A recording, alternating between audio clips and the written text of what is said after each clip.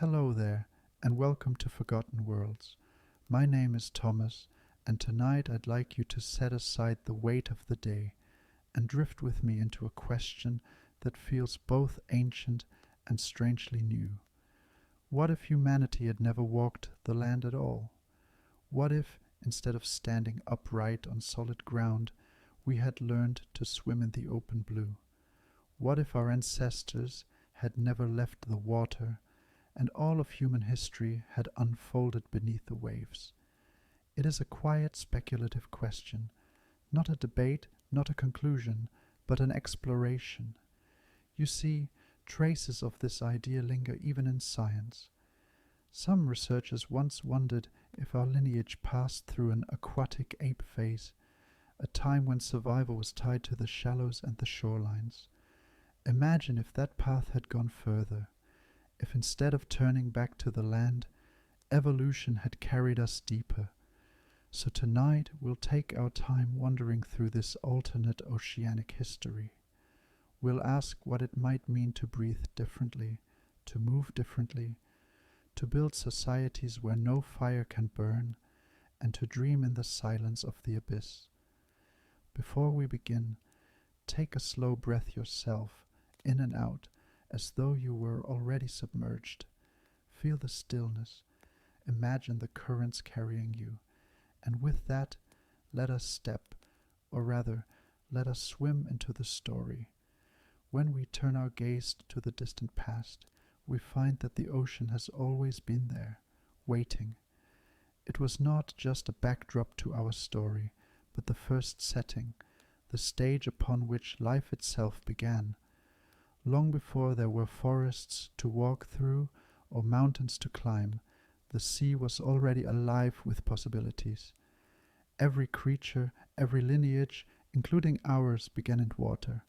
Our earliest ancestors, those single-celled pioneers, drifted in ancient seas more than 3 billion years ago.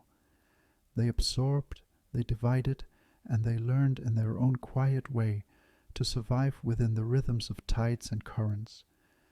The ocean was the first teacher, and for countless generations, life never knew anything else.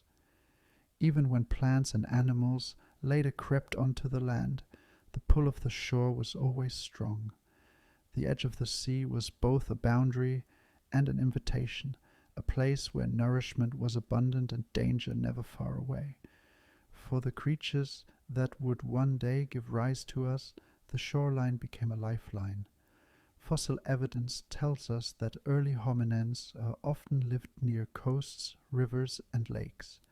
They gathered shellfish, speared fish, and waded into shallows where the promise of food was worth the risk of waves. Imagine them, small groups moving along tidal flats, leaving footprints in wet sand that hardened into stone. Their survival was tied not just to the land behind them, but to the water before them. Some scientists once entertained what they called the aquatic ape hypothesis. It was controversial, and today it's more curiosity than consensus, but the idea lingers because it stirs the imagination. It suggests that at some point our ancestors may have spent significant time in the water, perhaps diving for shellfish, perhaps learning to hold their breath, perhaps growing more comfortable in the waves than in the trees. Supporters pointed to certain oddities of our anatomy: the layer of subcutaneous fat that we carry, unusual among primates, the relative hairlessness of our skin, even the way our bodies instinctively know how to hold breath underwater. Whether or not this theory holds, in strict scientific terms, it poses a fascinating what if. What if those shoreline habits had gone further? What if the transition had not stopped at the edge, but had carried us into the sea fully, irrevocably? Close your eyes and picture it. Instead of learning to chase antelope across savannas, our species might have learned to glide through kelp forests. Instead of walking upright across the Rift Valley, imagine us diving sleekly into shallows, our young clinging to us as we swam. Imagine language forming not by fireside, but by the rhythm of splashes, whistles, and clicks beneath a twilight ocean. There is a poetic resonance here, because in a sense we already carry the ocean within us. Our blood contains salts in ratios not far removed from seawater.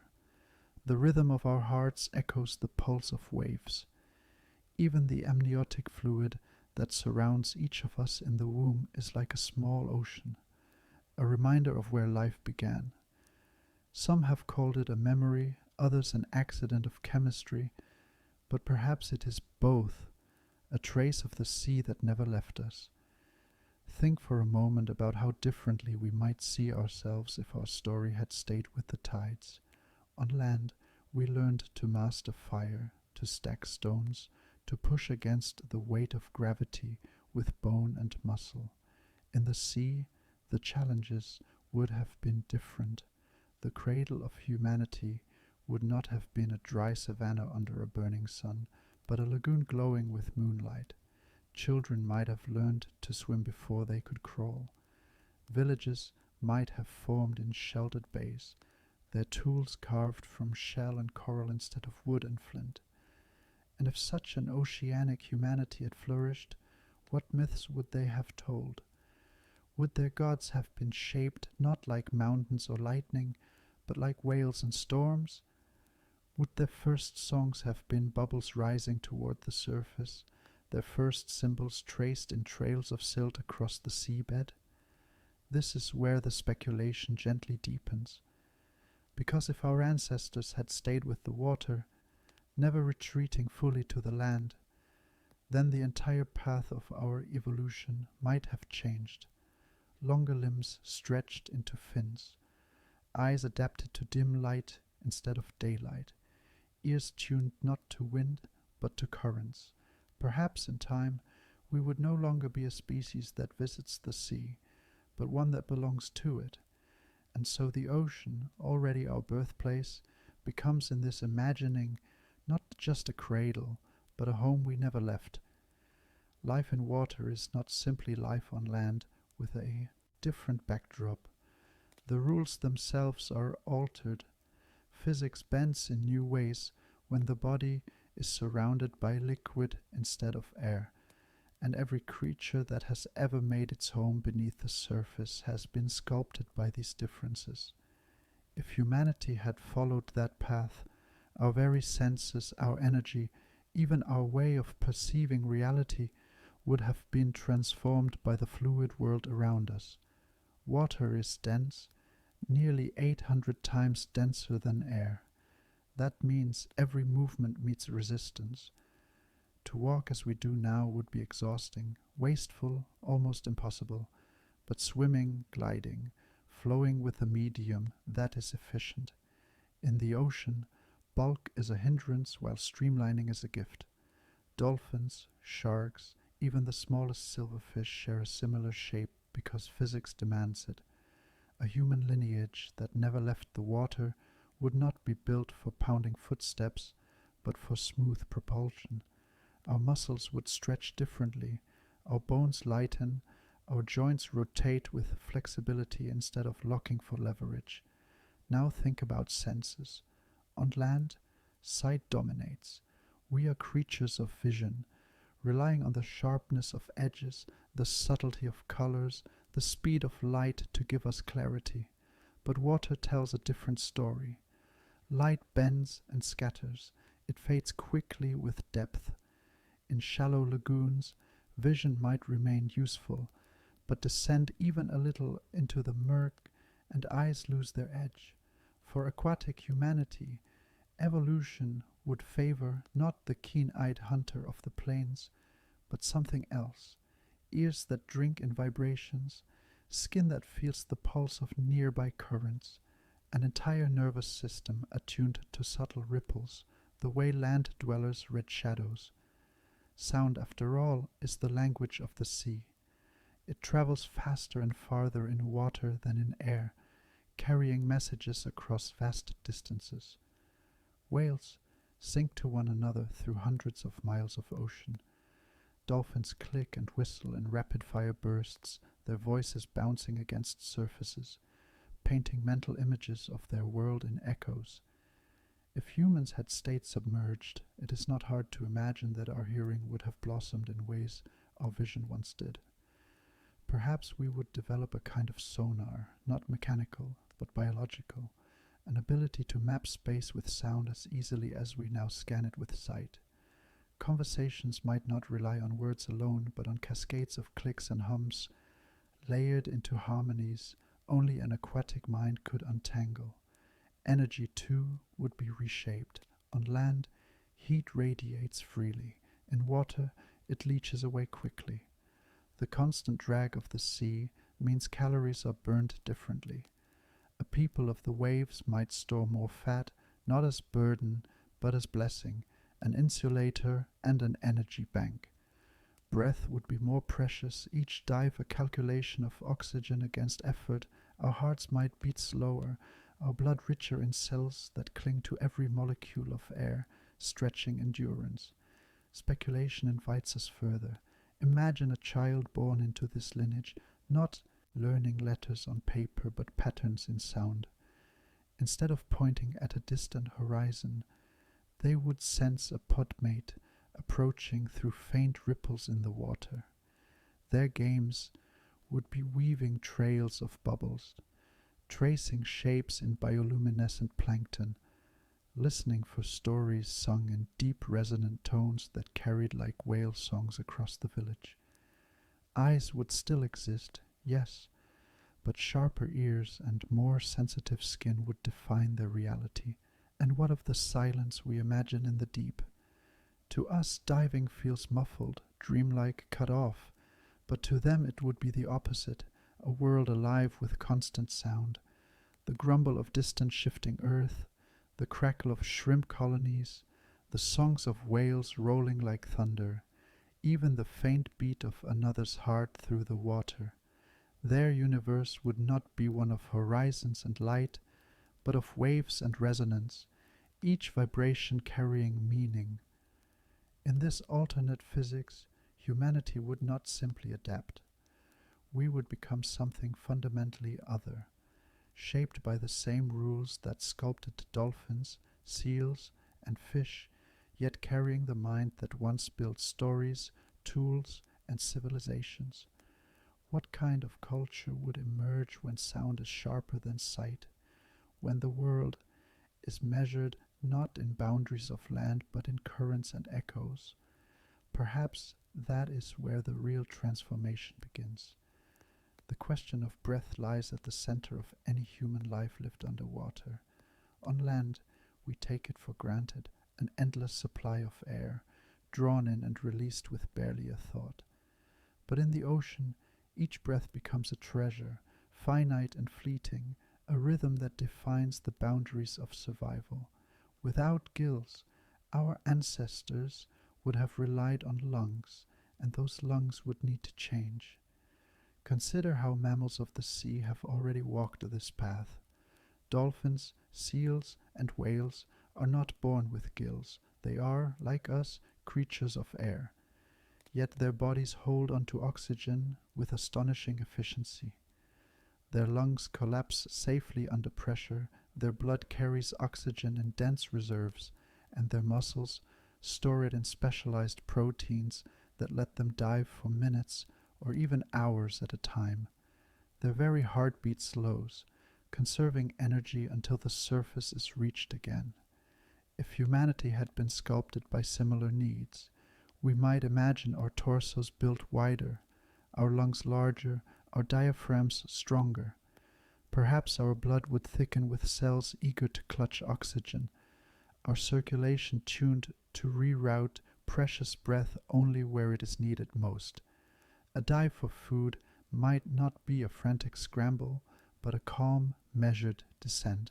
10 minutes, 20 minutes, perhaps more, spent suspended in blue.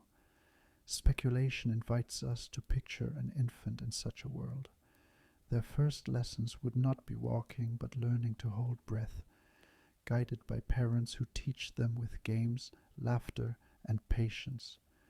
Where we now test alphabet songs, they might test how long a child could float in stillness before rising again.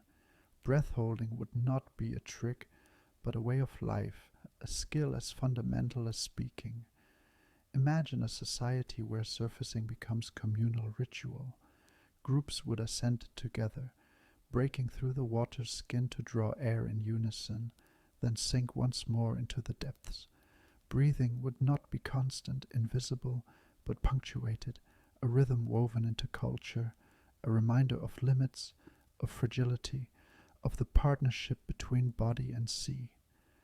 Perhaps songs themselves would be structured by these cycles, verses sung below in sound waves, choruses above in shared gulps of air. But there is another layer to this speculation. Holding breath is not only physical, it is meditative. Freedivers today describe a strange calm that takes over as oxygen dwindles, a stillness where the mind slows and awareness expands. An aquatic humanity might live in that state often, slipping into a trance-like clarity with every dive. Philosophy, spirituality, even their very temperament might be shaped by these moments. A culture that values patience, serenity, and the quiet focus of lungs suspended between need and release. Of course, challenges remain. Storms above could make surfacing dangerous. Long journeys would demand careful timing. The youngest and the weakest would be most vulnerable, and yet perhaps that fragility would bind them closer together, each pod protecting its members, ensuring that no one drifts too long without a breath. Survival would be collective, not solitary, bound by trust in the shared rhythm of lungs. Over generations, the limits of breath might stretch further.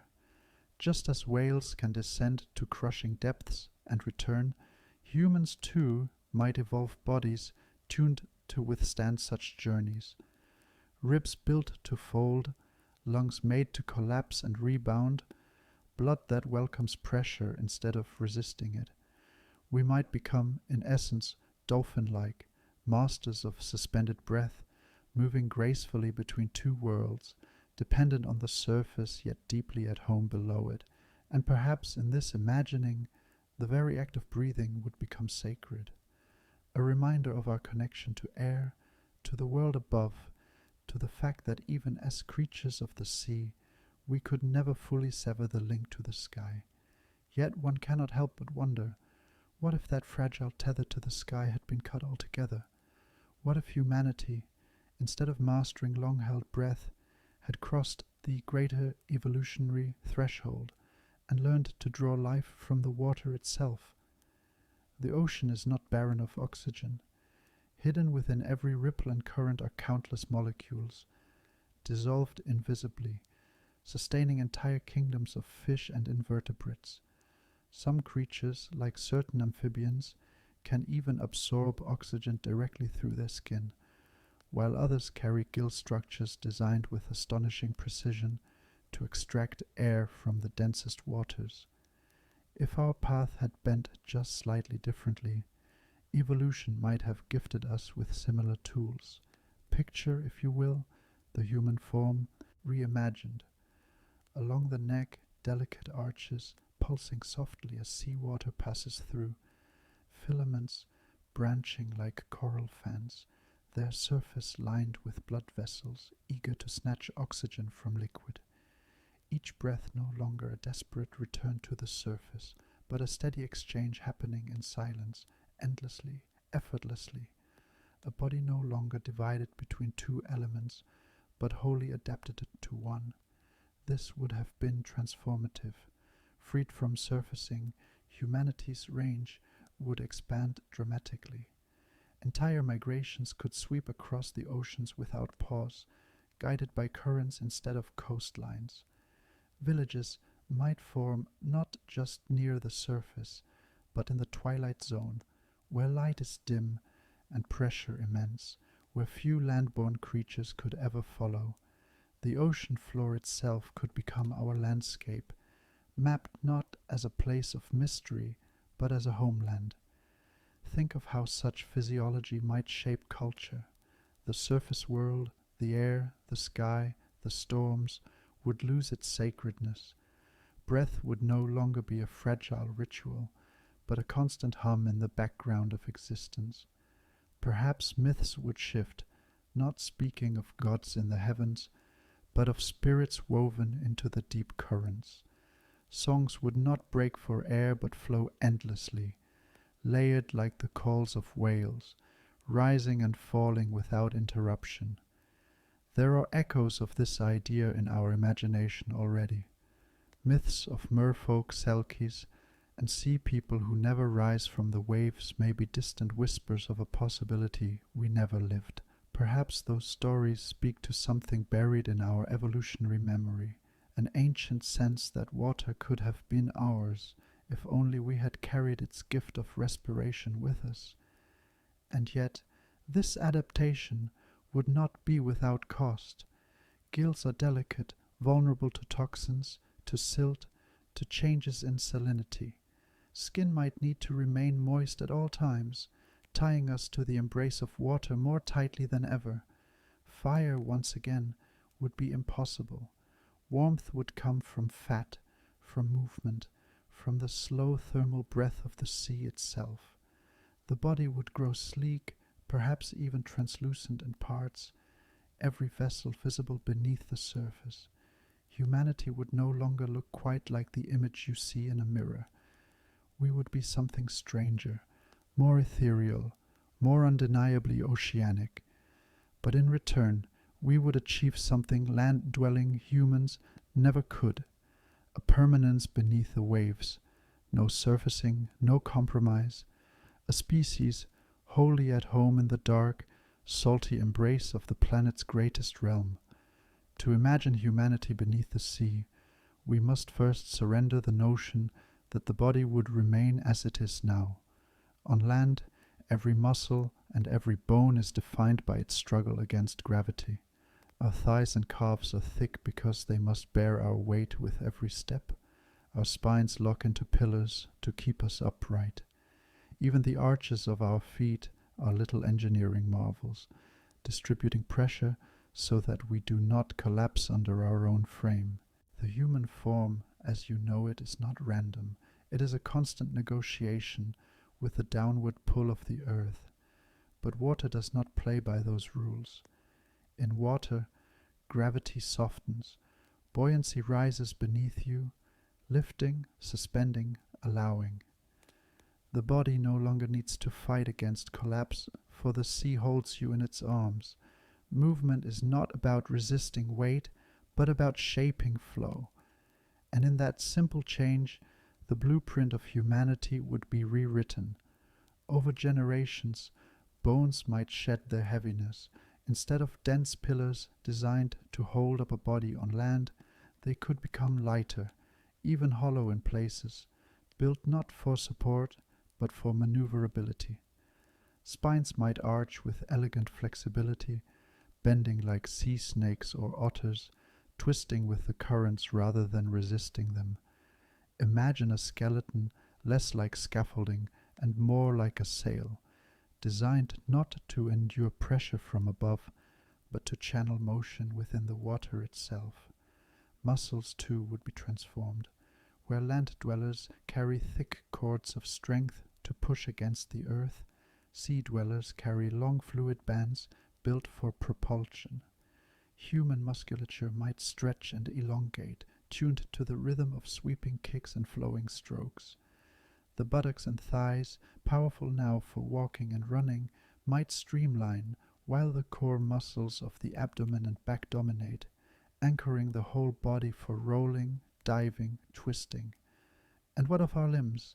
Arms might lengthen, not for climbing trees or lifting objects, but for steering through water, their range of motion wider and more graceful. Fingers could retain dexterity, but perhaps with subtle webbing stretched between them, each hand doubling as a paddle. Legs might fuse partially, their toes extending into fins, the feet no longer instruments of walking but of gliding thrust. Over millennia, the entire silhouette of humanity might lengthen and narrow, evolving into a shape recognizable not as the upright figure of the savannah, but as a streamlined form akin to dolphins, seals, or even swordfish. Our skin, too, would bear marks of the sea. On land, it keeps us warm, sheds sweat, and shields us from sun and dust. In water, it would become smoother, more hydrodynamic, its texture shedding drag. Hair might reduce almost completely, leaving a sleek surface, but color could diversify. Pale shades in the deep dark hues and shallows, perhaps even skin capable of subtle shifts like cuttlefish or octopus, providing camouflage against predators or a medium for communication. A shimmer of green in kelp forests, a wash of blue-gray in open seas, a pattern of flickering stripes in coral labyrinths. Humanity would not wear clothes, but would be clothed by its own biology. Speculation takes us deeper still. Could small dorsal fins sprout along the spine, helping stabilize against roll? Could side fins emerge at the ribs, rudders to steer in rapid turns? And perhaps a long muscular extension of the spine, not a forked whale's tail, but a powerful fluke-like appendage, would sweep behind us, carrying us vast distances with little effort. The body would no longer be a fortress braced against gravity, but a vessel, honed for the medium of water, as natural in currents as birds are in the sky. This transformation would ripple far beyond anatomy. Daily life would shift into new rhythms. Children, for instance, would not stumble on unsteady legs, bruising knees on stone floors, but would dart with instinctive balance, their play a dance of spins and dives through seagrass. Communities would not gather on hard ground, but drift in schools, the architecture of their settlements designed less as rigid structures and more as flowing habitats, coral arches, hollow shells, woven kelp domes, built for suspension rather than standing. Even our very sense of self might change. On land, we define ourselves by our stance, by our height, by how far we can see toward a horizon. Our posture is identity, upright, grounded, rooted. But in the sea there is no horizon in the same sense, no fixed ground beneath every step. Depth replaces height, current replaces distance. The self would not be measured in inches or in how firmly one stands, but in how one moves. Fluidity, grace, the ability to drift and return, to balance without resistance. Such changes would echo into philosophy. Our terrestrial world is full of metaphors of ascent. Rise above, stand tall, climb higher, but an aquatic humanity might not imagine life in those terms. Instead, the guiding metaphors would be those of flow. To live well would be to drift in balance with currents, to find harmony in tides, to surrender instead of conquer. Wisdom might not be imagined as climbing mountains to meet gods, but as descending into depths, seeking stillness in the abyss where silence reigns. Picture a gathering of such beings, long and finned, gathered in a reef city where light filters down like silver rain. Their movements are slow, deliberate, conserving energy, their conversations carried in sound waves that ripple through the water. No one stands above another, no one planted higher on a podium, for in water there is no higher or lower that holds weight. Instead, all float together in 3 dimensions, hierarchy softened into a dance of positioning within the flow. Perhaps then, buoyancy would shape not only the architecture of our bodies, but the architecture of our societies.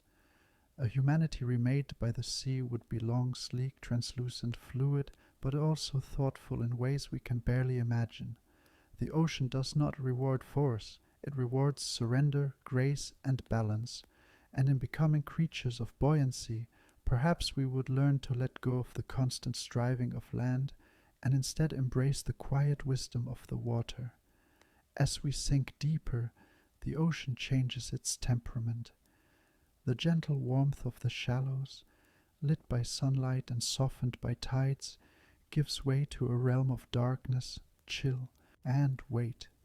For land-dwelling humans, this is an alien world, a place where pressure crushes, where temperature drops close to freezing, where light vanishes within a few 100 meters. But for an aquatic humanity, evolution would not shy away from these depths. It would meet the challenge, sculpting physiology to withstand the abyss. The first adversary is cold. Water steals heat far more quickly than air, and in the deep, warmth is scarce. Whales and seals survive here with blankets of blubber, fat that insulates their organs and preserves energy. Our species, if shaped for these conditions, might grow similar reserves, thick layers beneath the skin, not seen as weakness or excess, but as a vital inheritance. Entire lineages could evolve variations in these fat layers, some suited for icy polar seas, others for temperate waters, each adapted like regional dialects of the body. Skin itself might toughen, a barrier not only against chill, but against the abrasive sting of salt and sand swept by currents. Then comes the weight of the ocean itself. At just a few dozen meters, pressure begins to squeeze the body. At hundreds, it can collapse air-filled cavities, crush delicate structures, twist physiology into ruin. For deep-sea humanity, this problem would demand ingenious solutions. Lungs, as we know them, could not remain large hollow sacs. They might instead evolve to collapse safely under pressure, expelling air into blood and tissues, then reinflating upon return to shallower waters, much as whales already do. Bones, too, might grow more flexible, not brittle pillars, but bendable frameworks, capable of absorbing stress without snapping. The circulatory system would be rewritten by necessity. Capillaries would constrict in extremities, redirecting blood flow to the brain and heart when the body descended into crushing depths. Red blood cells might proliferate in staggering numbers, saturating tissues with oxygen so that even in the near blackness the mind could remain alert. Muscles infused with oxygen-storing proteins like myoglobin could become natural batteries, sustaining motion where lungs fall silent. Speculation tempts us still further. Perhaps the human body itself would become pressure-tuned, no longer delicate flesh but something denser, more robust, its very chemistry altered to resist collapse. Imagine eyes large and luminous, designed to capture the faintest traces of light that filter through miles of water. Imagine ears adapted not only to sound but to pressure changes, mapping depths the way terrestrial humans map landscapes. Perhaps even organs would shift location and shape, tucked into pressure-resistant cavities, wrapped in tissues that cushion and protect. Culturally, this adaptation would open entire new worlds. The abyss, so forbidding to us now, would become homeland. Civilizations might flourish around geothermal vents, undersea mountains, spewing warmth and minerals into otherwise frozen blackness. Communities could gather in these unlikely oases, glowing in bioluminescence, weaving homes from mineral chimneys and coral reefs. Where we once built cities around rivers and fertile valleys, this aquatic humanity might build theirs around undersea volcanoes, the pulse of Earth itself providing both shelter and energy. Daily life here would feel dreamlike to us, a twilight existence without sunrises or sunsets. Time might be measured not by the arc of the sky but by cycles of current and temperature. Songs would echo differently in the depths, carried farther, slower, richer, bouncing between trenches and ridges. Myths might imagine gods not as beings of light above, but as leviathans dwelling in the abyss, embodiments of pressure and silence, revered as the keepers of hidden strength. Even philosophy would shift. On land, we often equate depth with mystery, darkness with fear.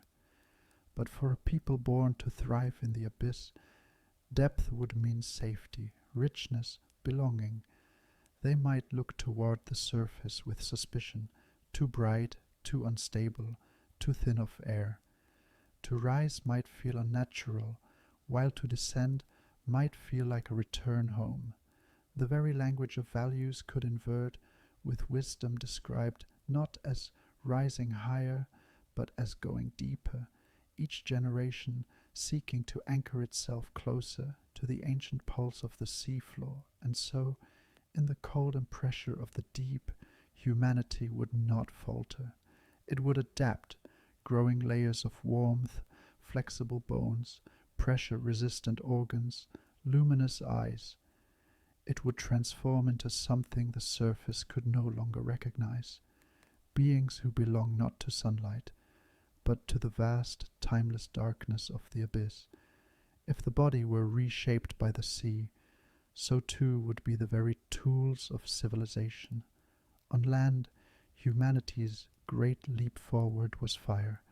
Fire gave warmth in the cold, light in the night, and protection against predators. It hardened wood, forged metal, cooked food, and birthed chemistry. Without it, our story would be unrecognizable, but under the ocean's weight, flame has no dominion. No spark survives the embrace of water. No ember can smolder in the currents.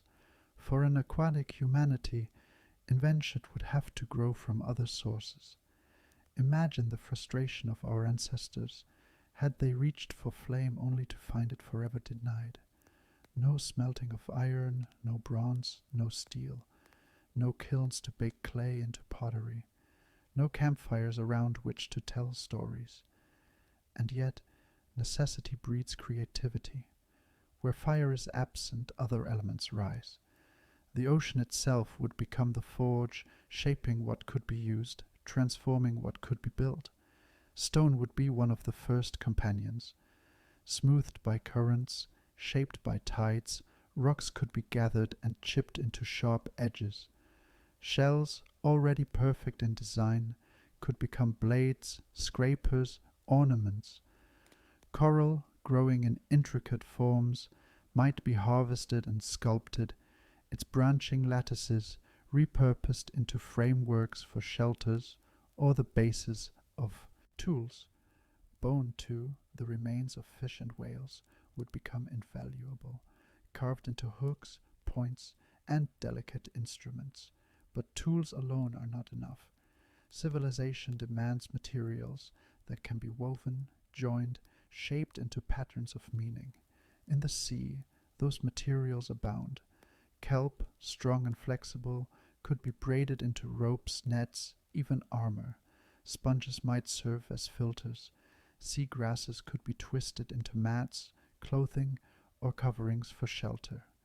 Bioengineering, in time, might emerge not through fire but through cultivation. Instead of burning ores, humans might farm corals to grow into walls, breed bioluminescent algae to light their dwellings, coax shells and mollusks into shaping themselves into containers and vessels. Picture a city in this world. No smoke rising from chimneys, no glowing hearths, no towers of stone held together with mortar. Instead, organic structures curve out of reefs, spirals of coral, domes of woven kelp reinforced with bone, pathways lined with shells that click softly as currents move through them. These settlements would not stand against nature but grow with it, living extensions of the ocean's architecture.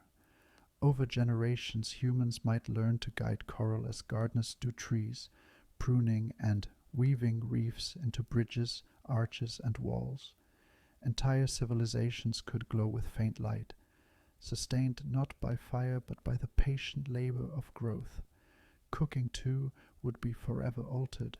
Without flame, raw food would dominate, fish eaten fresh, sea plants consumed whole. Yet innovation might still emerge. Fermentation, curing, and the harnessing of bacteria could replace the crackle of fire. Perhaps hot vents on the sea floor, spewing mineral-rich water, would serve as natural kitchens, places where families gather to prepare meals in the warmth of Earth's breath. Here, boiling would not come from pots but from the planet itself, and hearths would be hydrothermal springs shared by the community. Speculation invites us deeper into culture.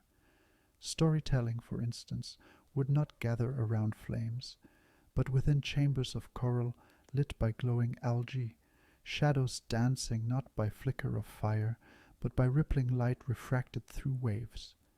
Songs and myths would speak not of Prometheus stealing fire, but of ancestral divers who first tamed kelp, who taught coral to grow into homes, who discovered how to coax light from living cells. Heroes would not wield swords of steel, but spears of carved bone, nets braided from seaweed, armor made of layered shell. And without metallurgy, progress would take another course entirely. Industrial revolutions would be impossible, combustion engines unthinkable. Yet this limitation might not mean stagnation. Instead, it could mean a path of deep intimacy with biology, where land civilizations bent nature with heat and hammer, underwater civilizations might bend it with patience and cultivation, weaving themselves into ecosystems instead of overwhelming them.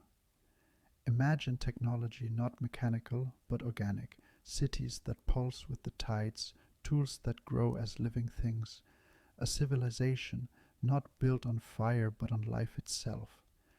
Perhaps this is the most striking vision, that in losing fire, humanity might gain harmony.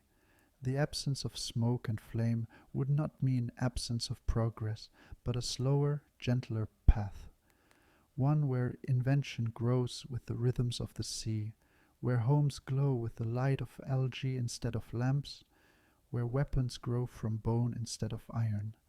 Civilization here is not carved in fire but sung into being by water. Every civilization, whether born on land or beneath the sea, requires power. Not just the physical strength of bodies, but sources of energy to sustain light, warmth, movement, and invention. For land-dwelling humanity, that story was told in fire. Wood, coal, oil, each burning brighter and hotter as history advanced. But underwater, that path is closed. Flame cannot catch, embers cannot glow, and sparks are smothered instantly by the tide. And so the ocean-born humanity must turn to the forces already present within their world, forces older, more patient, yet no less powerful. The most dramatic of these are geothermal vents. Scattered across the sea floor, they billow superheated water infused with minerals, glowing like chimneys in the abyss. To us they are strange spectacles, home to bizarre creatures that thrive without sunlight. But for a civilization shaped by the sea, these vents would be more than natural wonders. They would be hearths, gathering places, sources of energy as precious as fire is to us. The warmth of the vents could be harnessed to heat food, to shape materials, perhaps even to drive early experiments in power. A village built around a vent would glow with life, its walls warmed by the breath of the earth itself. Then there are the tides. On the surface, we notice them only as waves lapping higher or lower along the shore, but underwater, tides are immense engines, shifting entire volumes of ocean with lunar precision. Harnessed skillfully, they could become currents of power. Imagine great woven nets of kelp and coral, designed not for catching fish but for catching motion, translating the push and pull of tides into usable energy. These could power tools, drive water wheels, adapted for the sea, or circulate currents through growing cities. Tides are, in a sense, the heartbeat of the ocean, and humans adapted to the sea might learn to live by its steady rhythm, building technologies that pulse in time with the moon. but perhaps the most enchanting energy source of all is light itself, not the blazing sun overhead, but the quiet glow generated by life in the depths. Bioluminescence is everywhere in the ocean, tiny plankton that shimmer when disturbed, jellyfish that pulse like lanterns, fish that carry lures of living light. An aquatic humanity might learn not only to admire this phenomenon, but to cultivate it. Algae could be farmed for brightness, shells lined with glowing bacteria to create lamps, entire structures infused with organisms that emit a soft, dreamlike radiance. Picture a city at night beneath the waves, not dark, not lit by fire, but glowing gently like a constellation scattered across the seafloor, each home shining with its own bioluminescent aura. Speculation draws us into culture once more. Light, being rare and precious, might become a symbol of celebration. Festivals could see entire reefs illuminated with living lanterns, glowing in patterns that shift and dance with the tide. Families might raise colonies of glowing plankton the way we tend candles, passing them down through generations. Storytelling could be accompanied by light displays woven into the water, glowing symbols that flicker and fade as myths are told. In such a world, the very act of illumination would not be mechanical but biological, a communion with life itself. And yet, this reliance on the sea's energy sources would shape society in profound ways. Progress would be slower, steadier, never explosive. There would be no sudden leap to combustion engines, no industrial revolution roaring in smoke and steel. Instead, power would hum in cycles, the steady pulse of tides, the patient warmth of vents, the gentle glow of algae. Civilization would not rise on the back of conquest, but on partnership with forces already flowing. This is the paradox of an oceanic humanity, limited in some ways, yet perhaps freer in others. Freed from fire, they might learn to live without burning, without consuming recklessly, without choking their world in smoke. Their power would be subtle, luminous, cyclical, not towers of flame, but galaxies of glow drifting beneath eternal waves. If civilization is built on energy, it is held together by communication. The ability to share thought, to pass warnings, to tell stories, to weave knowledge across generations. Without it, no society survives. On land, we shaped this gift through spoken language. Breath carried vibrations through air, words shaped by tongue and lips, sound striking eardrums in rapid clarity. But under the sea, sound behaves differently. Water is a denser medium, faster and stronger in its transmission, yet it warps and blurs the subtleties of speech. Syllables scatter, vowels smear, and the sharp edges of consonants dissolve. The human voice, as we know it, would fail. And yet, failure here does not mean silence. Instead, evolution and culture together would forge new pathways. The ocean is not devoid of language, far from it. Dolphins whistle and click with astonishing complexity, weaving calls into dialects that differ by pod.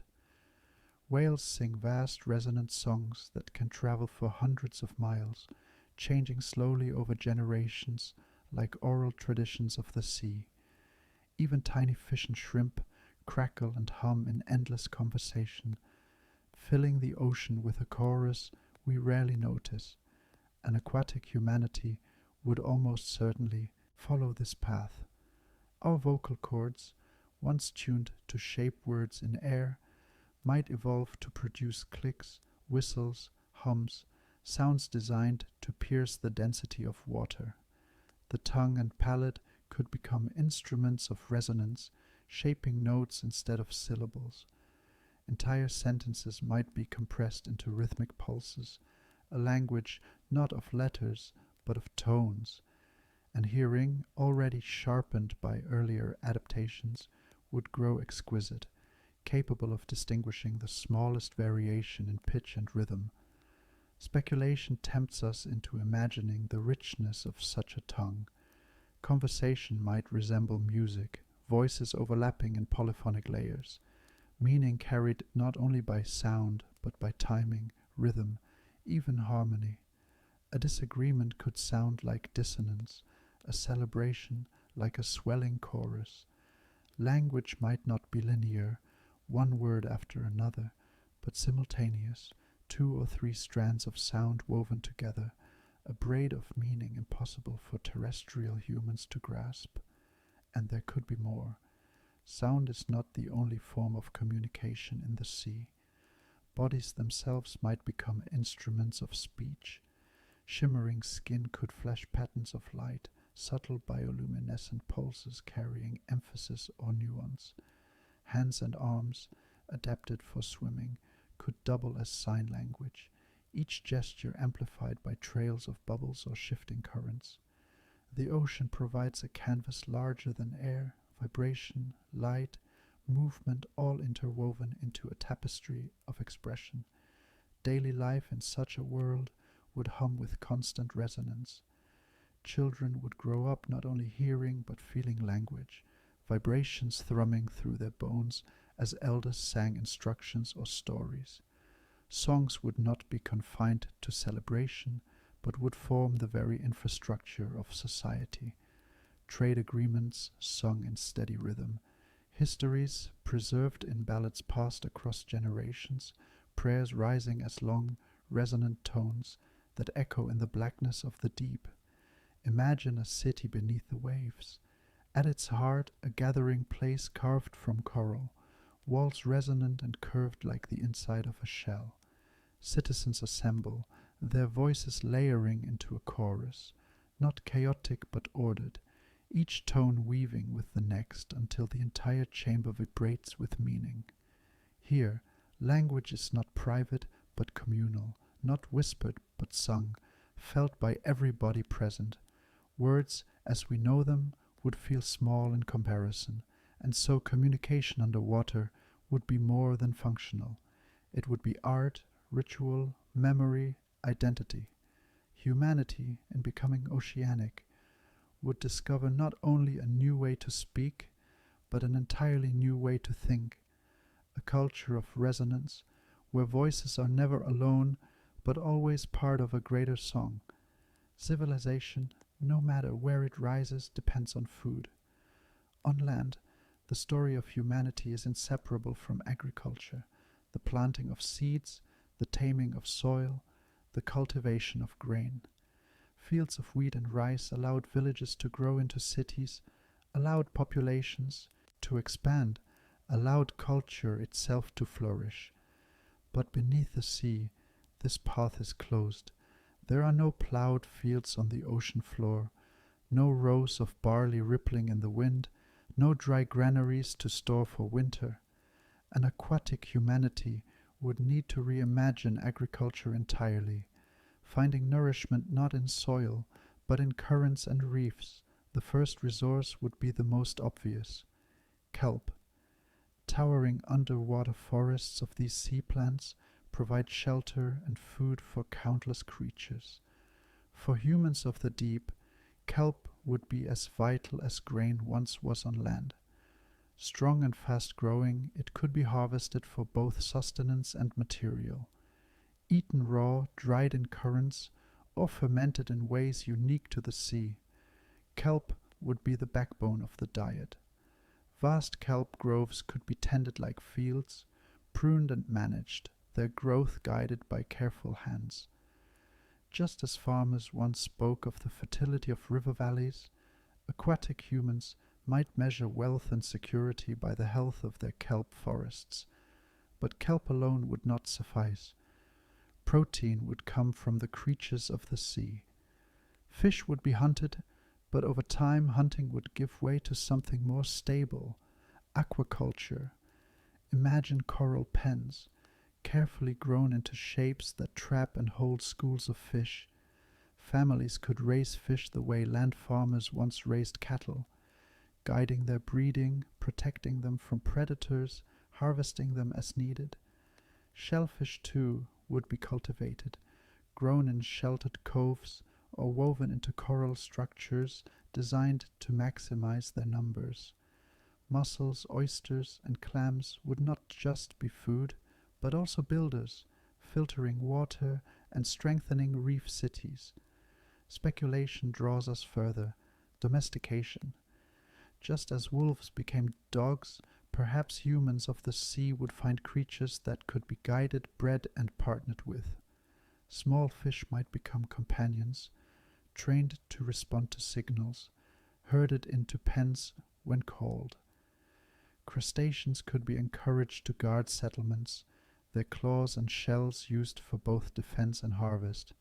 Even larger animals, seals, dolphins, or intelligent cephalopods, might form bonds with humans, serving as hunters, messengers, or allies in times of need. The sea is full of potential partnerships, and an aquatic humanity might live not in dominance over them, but in symbiosis. Food, however, is not just survival. It is ritual, community, identity. In the sea, meals might not be shared around fires, but in circles of swimmers, drifting together in the glow of bioluminescence.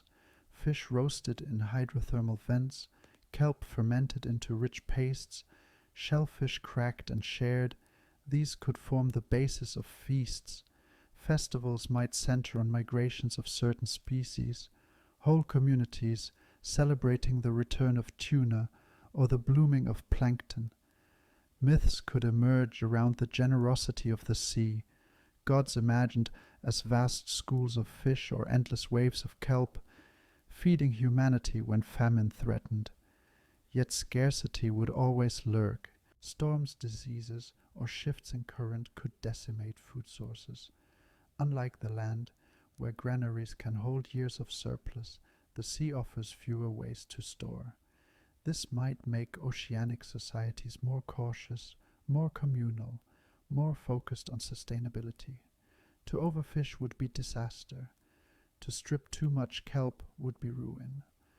Laws and customs might evolve not to expand endlessly, but to balance carefully with the ocean's cycles. Survival would depend on respect for the sea as both giver and taker. In this way, food becomes more than sustenance. It becomes philosophy, where land civilizations imagined conquest over soil. Aquatic civilizations might learn humility before currents. Their agriculture would be living, breathing, shifting, inseparable from the ecosystems around them. They would not be farmers of fields but gardeners of oceans, cultivating forests of kelp, herding schools of fish, weaving life itself into a stable, delicate balance. And so, nourishment under the waves would shape not just the stomach, but the soul. Every meal would be a reminder. To live is to partner with the sea, not to master it. Where there is life, there is injury. Even in a world of flowing grace, the body still breaks, wounds still open, sickness still creeps in. On land, the remedies that shaped early medicine came from plants and soil. Roots brewed into teas, leaves crushed into poultices, bark stripped for their pain-relieving resins. But beneath the waves no forests grow, no herbs wait to be gathered. An aquatic humanity would look instead to the pharmacy of the sea, a medicine chest vast, alien, and potent beyond imagination. The first healers might discover cures by accident. A cut that brushed against certain corals could heal faster. A wound washed with the slime of algae might resist infection. Seaweeds, rich in minerals, could be chewed to restore strength after illness. Over time, these observations would coalesce into practice, forming the foundations of a marine pharmacopoeia. Where we look to leaves and blossoms, they would turn to kelp, algae, sponges, and coral. Marine compounds are already astonishing in their power.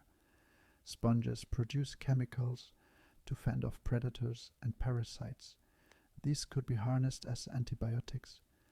Sea hares and cone snails carry venoms laced with neurotoxins, some capable of numbing pain more effectively than morphine. Corals generate protective compounds against ultraviolet light, perhaps useful in shielding delicate skin from surface rays. Even simple seaweed carries compounds that boost immunity and aid healing.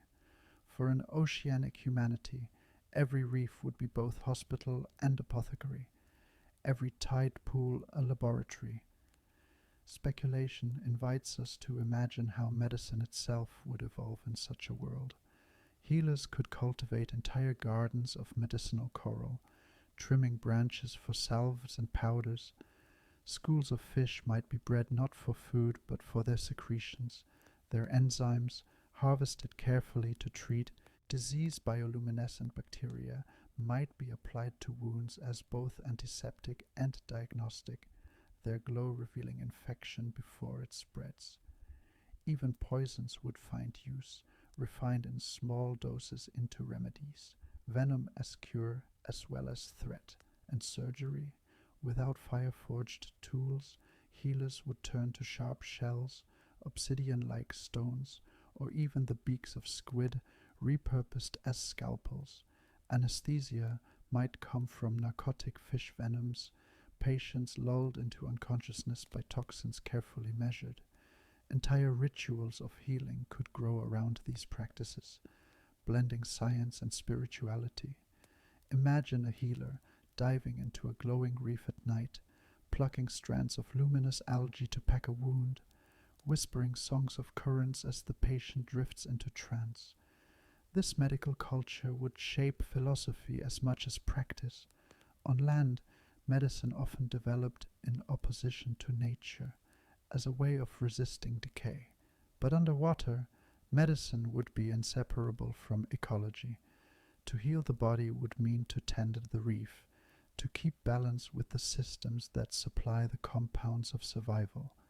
The reef itself would be revered as physician, the healer merely its interpreter. And myths, too, would grow from this connection. Coral might be imagined as the bones of ancestral spirits, lending their strength to the living. Sponges could be thought of as sacred guardians, filtering not only water but sickness itself. Venoms with their dual nature might be revered as gifts from gods who both wound and heal. To take medicine would not simply be a matter of swallowing or applying a substance, but of engaging in a ritual, asking permission from the sea, acknowledging the danger as well as the cure. Perhaps, in time, their science would reach a sophistication we can scarcely imagine.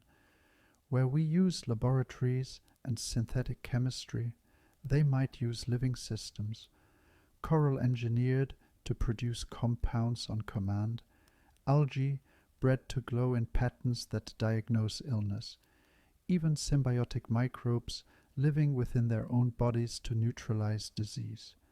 Medicine, in this vision, is not bottled or manufactured. It is grown, cultivated, sung into being, always alive, always moving with the sea.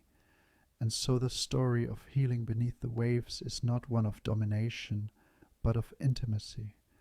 The ocean is both the source of illness and the source of cure, a reminder that life and death are forever entwined. To heal is to listen, to balance, to accept that the same creature which can kill may also save. If food and medicine are the foundations of survival, then architecture is the stage upon which society unfolds. On land, our ancestors raised walls of stone and wood, built roofs to shield against rain, and stacked bricks into monuments that defied the passage of time. But beneath the waves, such methods would falter. Bricks would scatter, mortar would dissolve, and roofs would collapse under shifting currents. To build a society in the sea, humans would have to think not in terms of resistance, but of flow. Their homes would not fight the water, they would grow with it.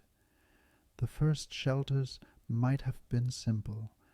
Caverns carved by tides into coastal rock would offer natural refuge, protecting families from predators and storms.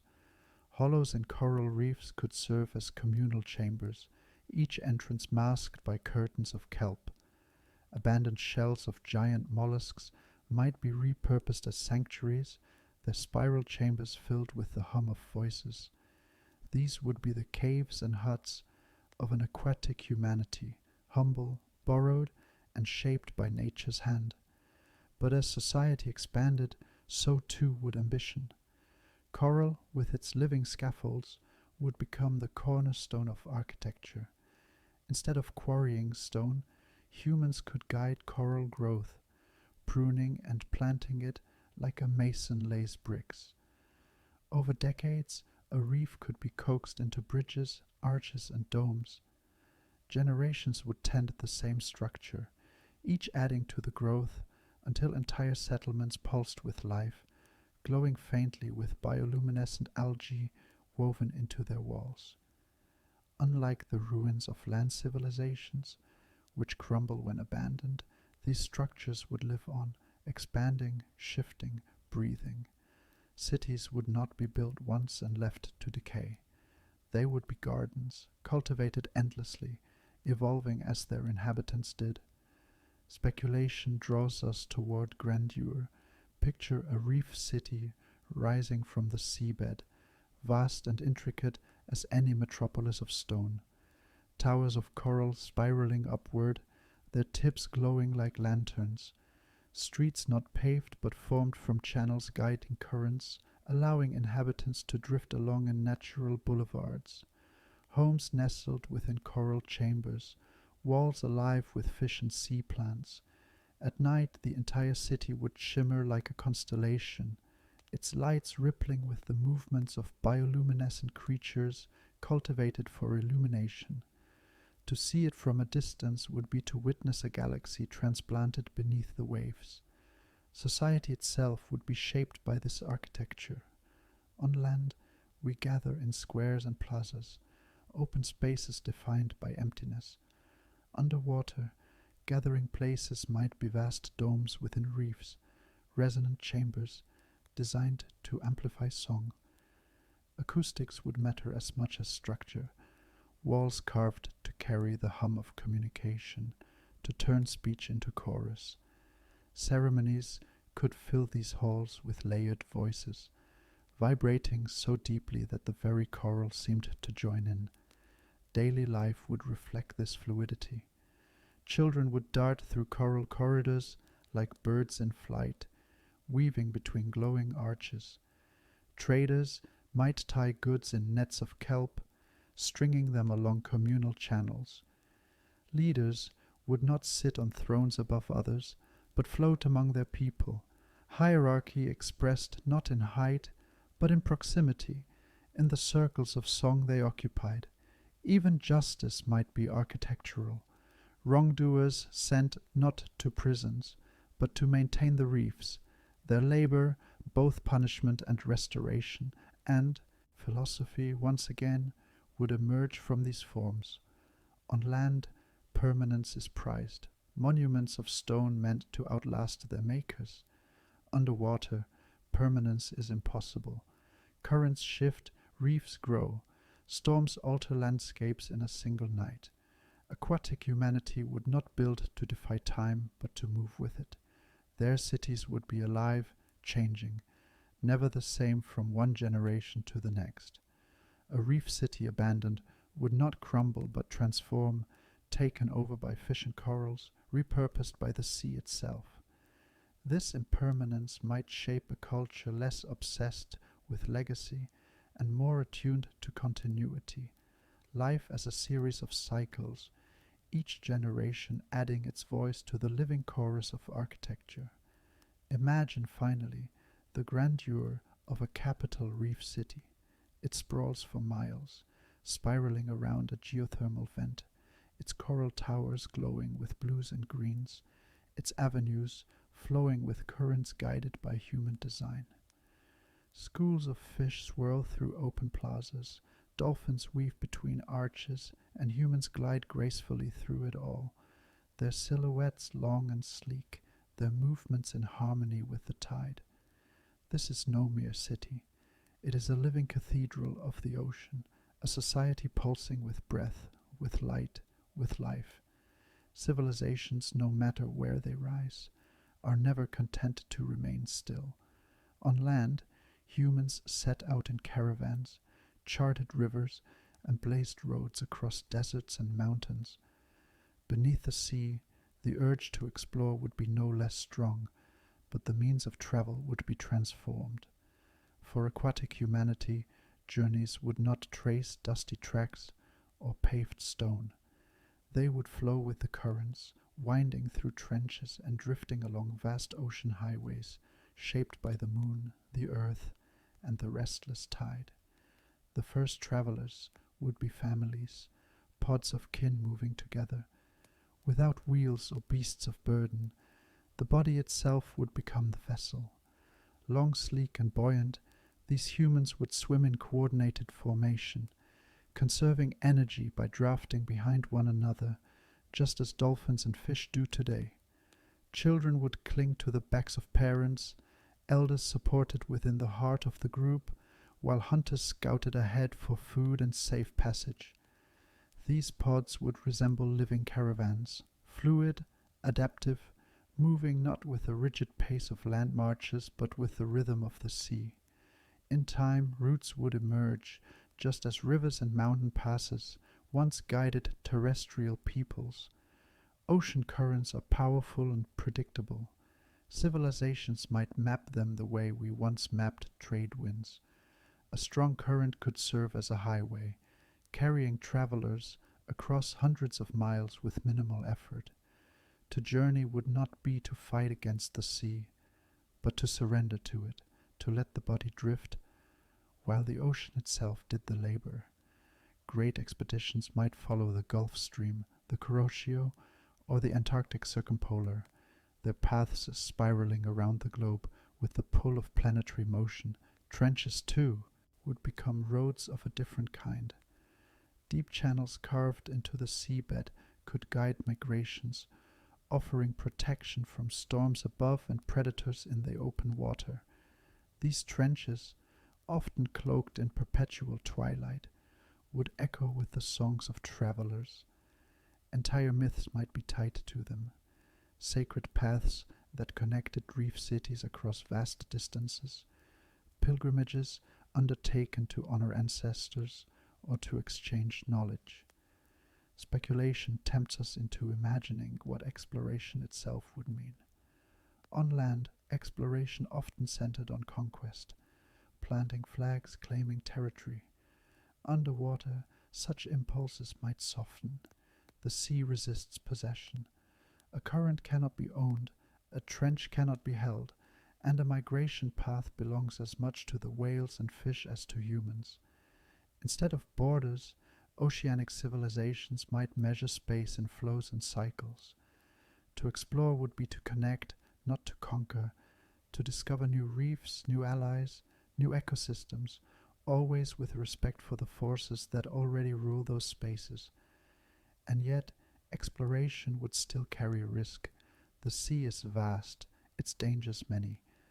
Predators lurk in shadows, storms churn the surface, and pressure crushes those who descend too far. But danger would not deter, it would inspire. To leave home and travel would be an act of bravery, a rite of passage. Young people might be sent on journeys along currents as tests of endurance, learning the songs and roots that knit civilizations together.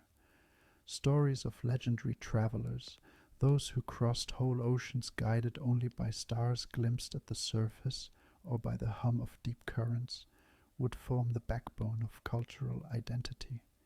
Even trade would reflect this fluidity.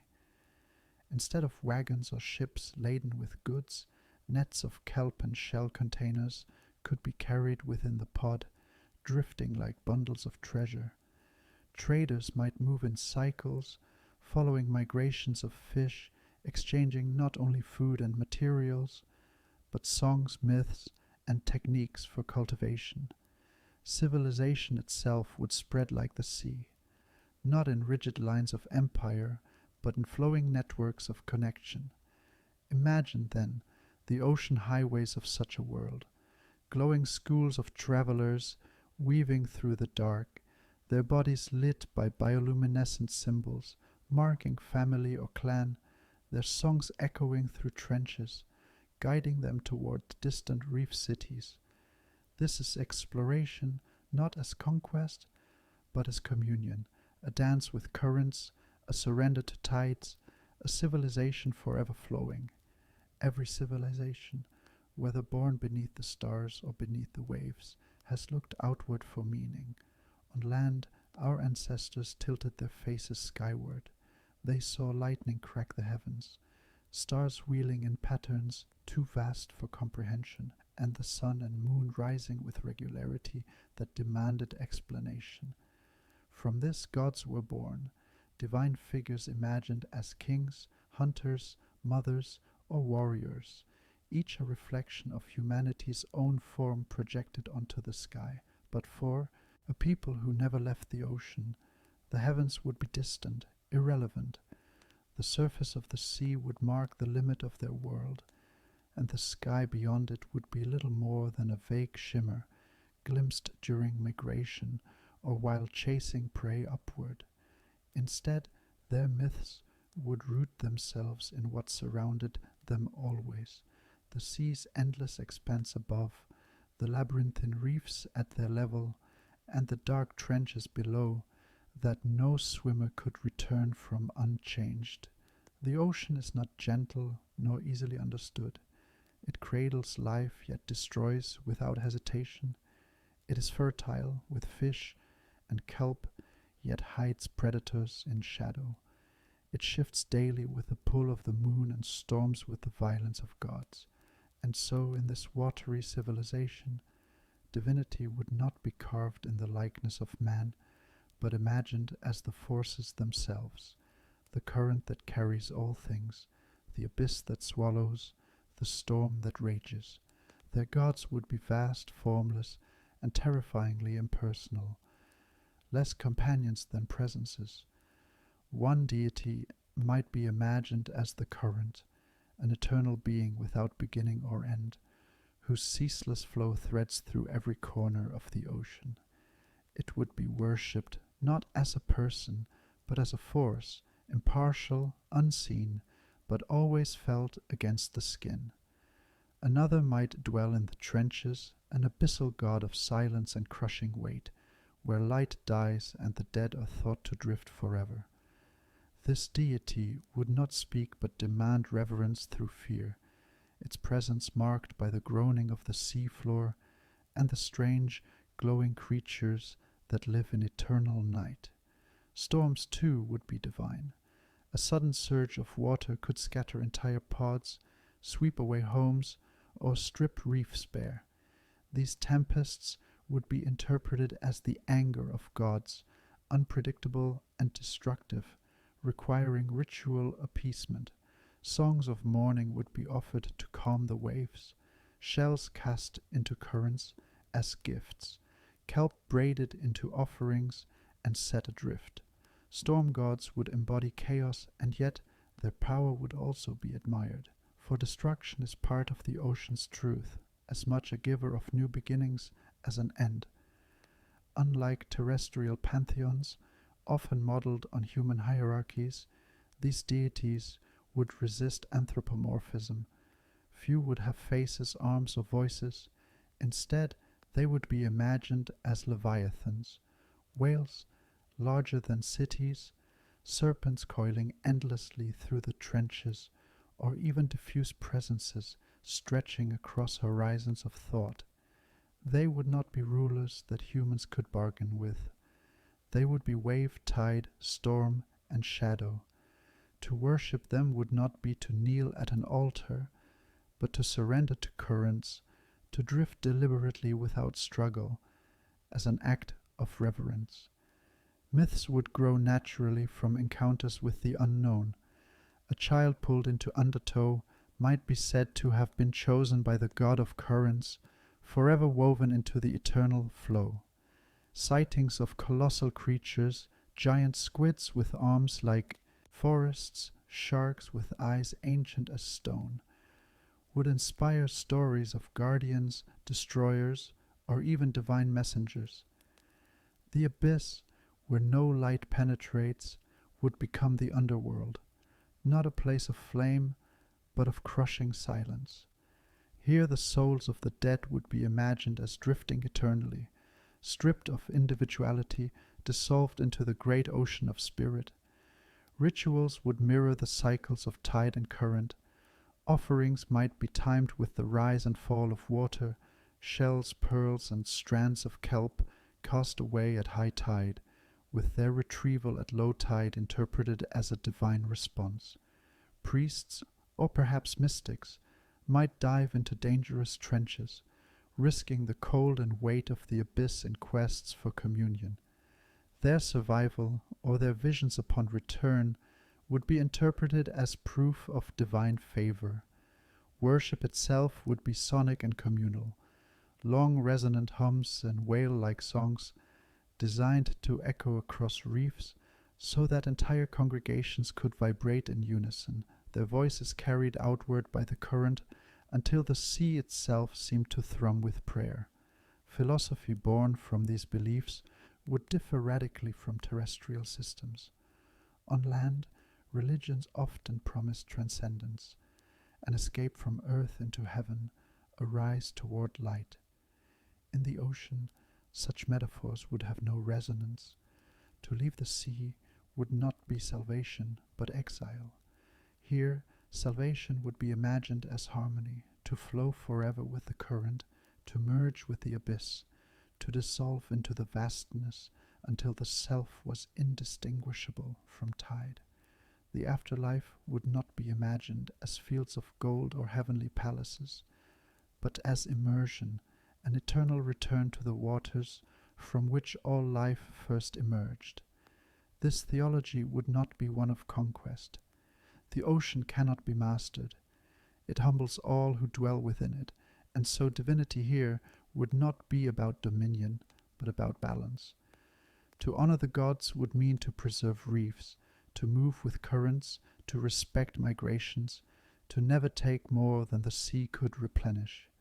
Religion, then, would not be separate from ecology. It would be ecology, a spiritual system inseparably bound to the living ocean. And so, myth and religion in this world would not define humanity as rulers of the sea, but as its participants, one species among countless others, forever at the mercy of vast impersonal deities imagined as storms, leviathans, or endless waves. Faith would not elevate humanity above nature, but remind them always of their smallness within its endless flowing chorus. Where religion gives meaning to the forces of nature, spirituality turns inward, addressing the mystery of life and death. For terrestrial humans, death has often been imagined as a journey upward to skies, stars, or heavens above. For an aquatic humanity, the symbolism would invert. Death would not be a rising, but a descent. The surface is fleeting, a place of light and danger. The true eternity lies below in the slow silence of the deep. To die beneath the waves would be to sink. Bodies carried by gravity and current would drift downward, away from the shimmering shallows of life into the darkening blue. This natural movement, gentle yet absolute, would become the core metaphor of mortality. Just as all rivers lead to the sea, so too would all lives lead to the abyss. The descent itself would be sacred, a passage both feared and revered, the final surrender to the deepest waters. The afterlife in this imagining would not be a land of abundance or a paradise removed from the world, but an eternal immersion. The soul would dissolve into the abyssal waters, losing the boundaries of individuality, becoming part of the great ocean of being.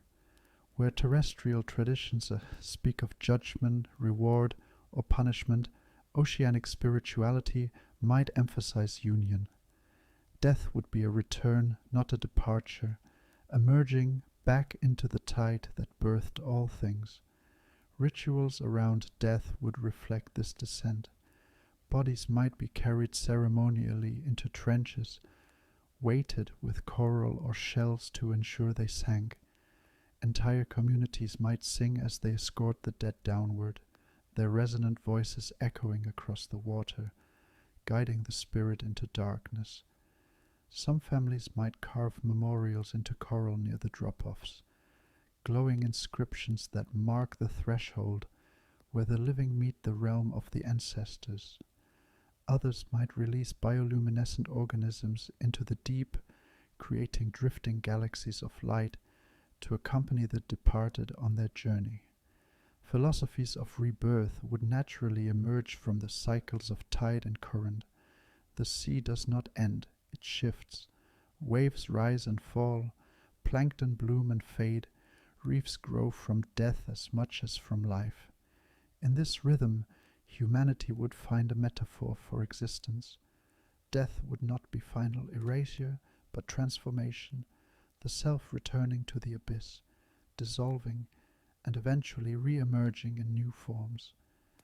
Children born might be said to carry fragments of those who descended before, their souls recycled like nutrients in the endless cycle of water. Speculation allows us to see how such beliefs would shape daily life. If the afterlife is not separation, but reunion, then grief would carry a different tone. Mourning would not be about absence, but about distance, a loved one no longer seen, but still present in the water that enfolds all. Fear of death would remain, for the abyss is vast and unknowable, but it would be softened by reverence. To live well might mean to flow gracefully, so that when the descent comes, one merges easily with the eternal tide. Religious orders might arise around this descent. Abyssal priests could be divers, trained to withstand crushing depths, believed to walk the border between life and afterlife. Their visions, experienced in the silence of the deep, would be interpreted as messages from ancestors or gods.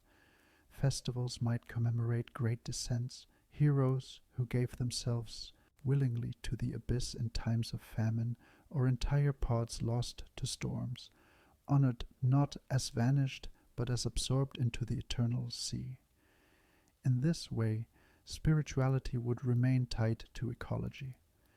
Just as reefs recycle life endlessly, the oceanic vision of death would emphasize cycles over endings. The tide falls only to rise again. The wave breaks only to return. The plankton bloom dies only to feed the next. Life, death, and rebirth would not be separate states, but phases of the same eternal immersion. And so, to imagine the spiritual depths of an aquatic humanity is to imagine a culture where death is not exile, but homecoming, a descent not into loss, but into belonging. No matter how deeply humanity seeks balance, history suggests that conflict follows wherever societies gather. On land, warfare has always been tied to terrain, armies meeting across plains, fortresses perched on mountains, fleets clashing upon seas. For an aquatic humanity, war would unfold in a medium utterly unlike those of our past. The ocean does not lend itself to cavalry charges or fields of battle. Here, violence would be silent, sudden, and three-dimensional, stretching across depths as much as distances. The first weapons would likely be extensions of the hunt.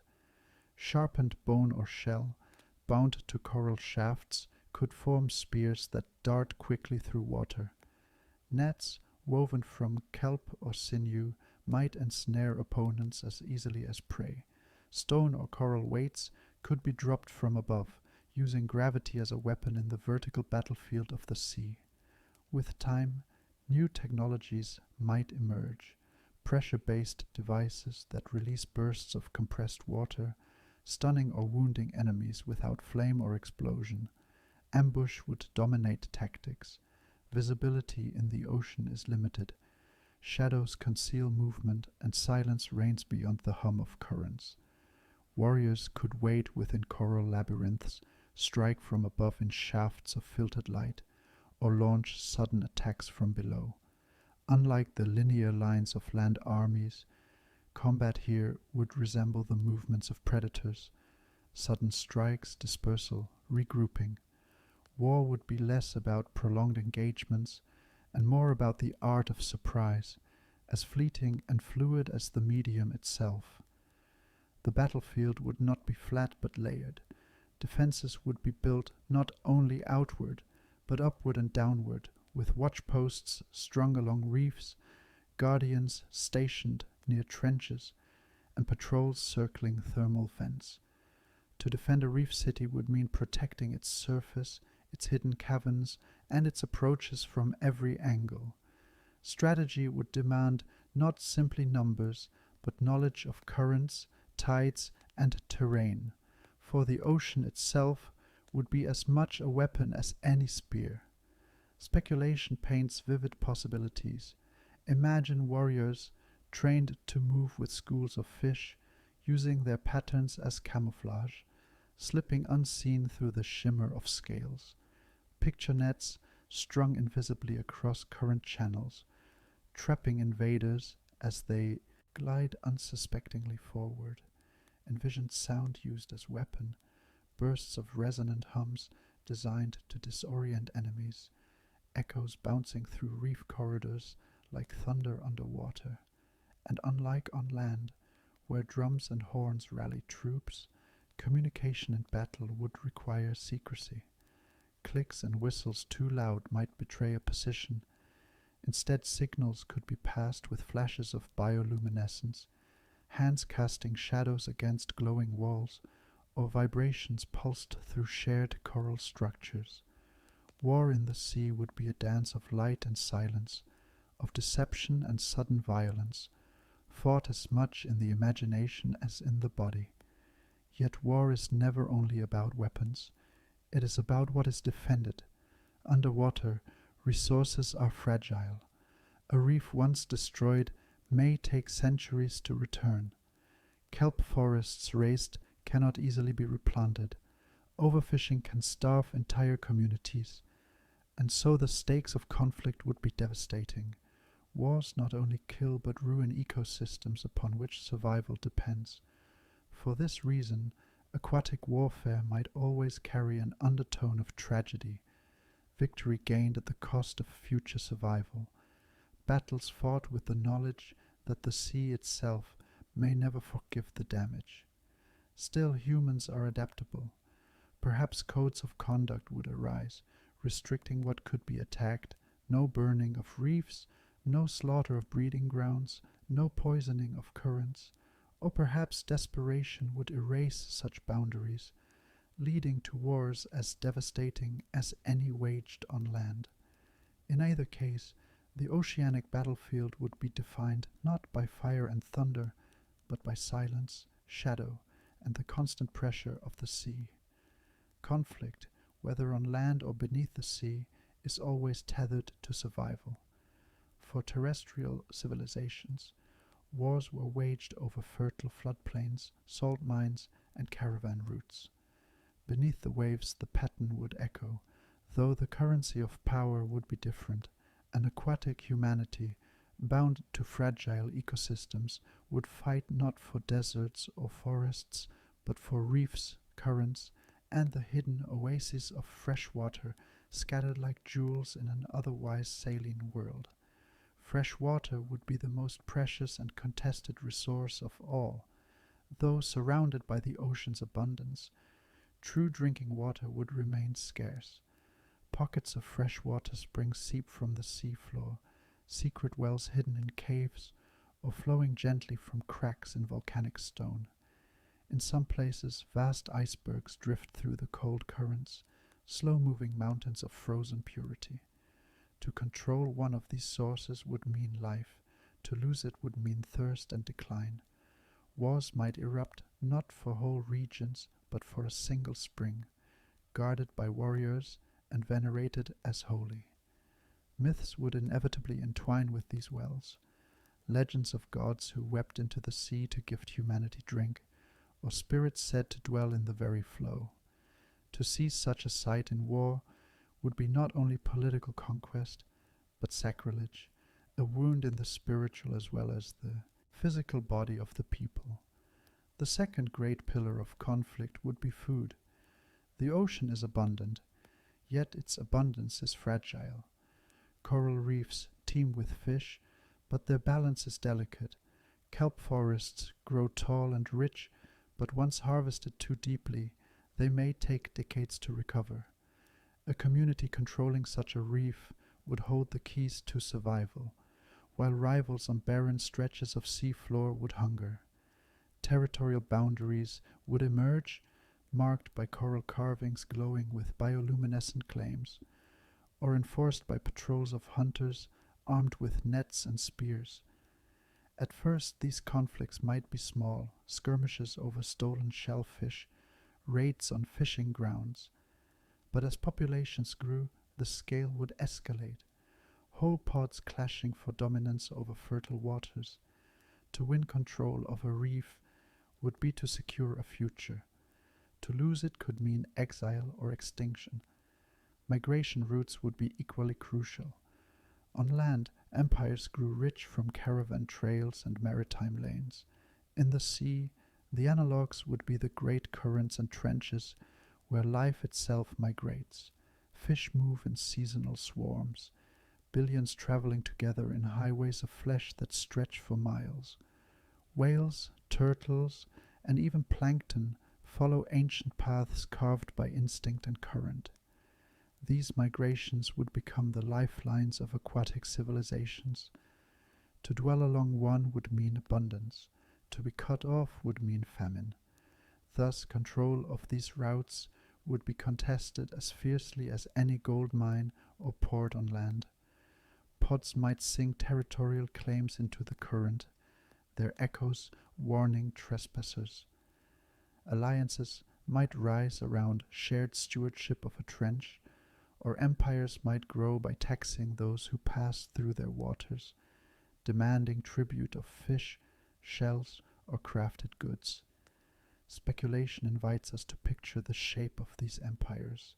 Imagine reef cities rising at crossroads where two great currents meet, their leaders exacting tribute from all who drift through.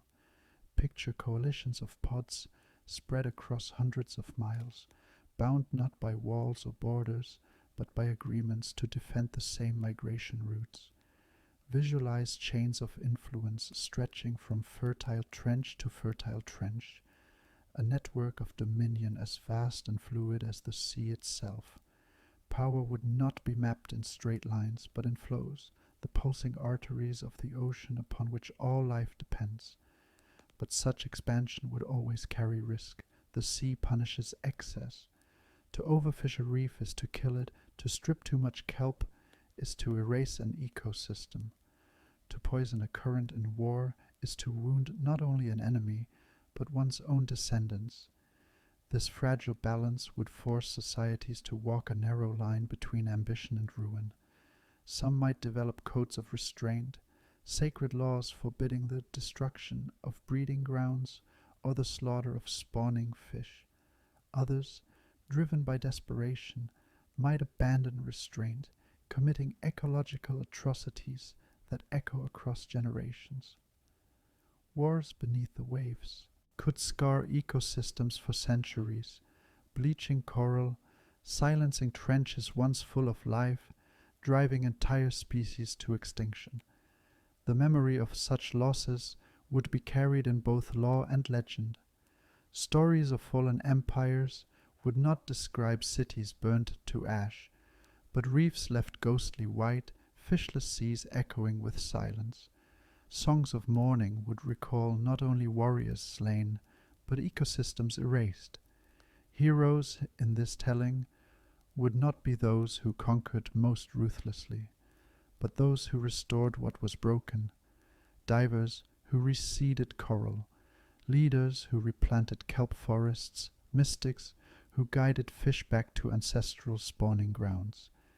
In this way, Resource conflicts would shape not only politics, but mythology, embedding ecological responsibility into the very soul of culture, and so the empires of the sea would rise not upon mountains of stone or deserts of sand, but upon living landscapes, fertile reefs glowing with life, kelp forests swaying like green cathedrals, hidden freshwater springs guarded like sacred fires.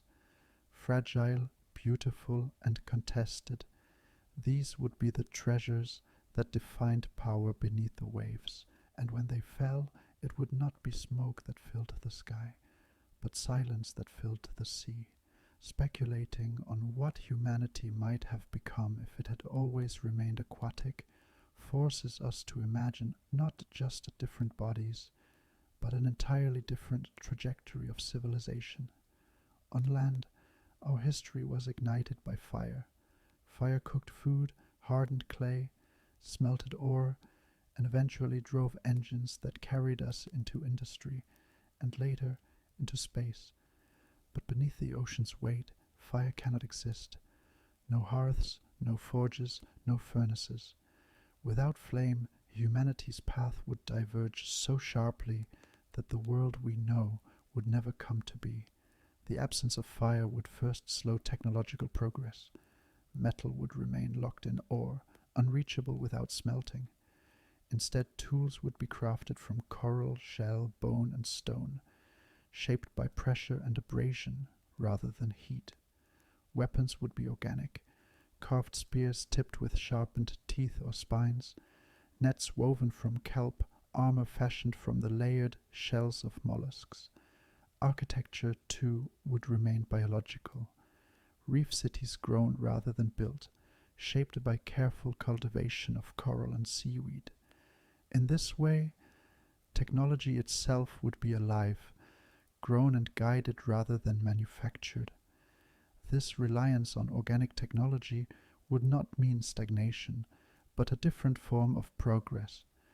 Instead of metallurgy, an aquatic humanity might develop advanced bioengineering. Already, the sea is full of organisms that produce light, generate toxins, heal wounds, and withstand crushing pressure. Human ingenuity, channeled into biology, could turn these into tools. Bioluminescent algae bred to glow brighter, corals cultivated to grow into precise structures, sponges engineered to filter water or produce medicine. Where we invented machines, they would invent ecosystems. Civilization would not be mechanical, but ecological. Cities of coral, tools of shell, energy from tides and geothermal vents. Speculation tempts us toward a vision of grandeur. Imagine a reef city glowing like a living lantern, its walls pulsing with cultivated organisms that respond to the presence of their keepers. Imagine entire transport systems powered by currents guided through coral channels. Imagine tools that are not inert objects, but companions. Symbiotic creatures bred to serve alongside humans, glowing fish that signal danger, armored crustaceans raised for defense.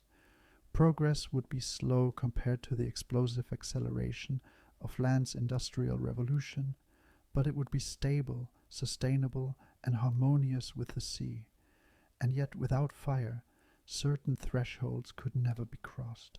There would be no steam engines, no combustion, no electricity harnessed in copper wires. Metallurgy, which gave us everything from bronze swords to rocket engines, would remain forever out of reach.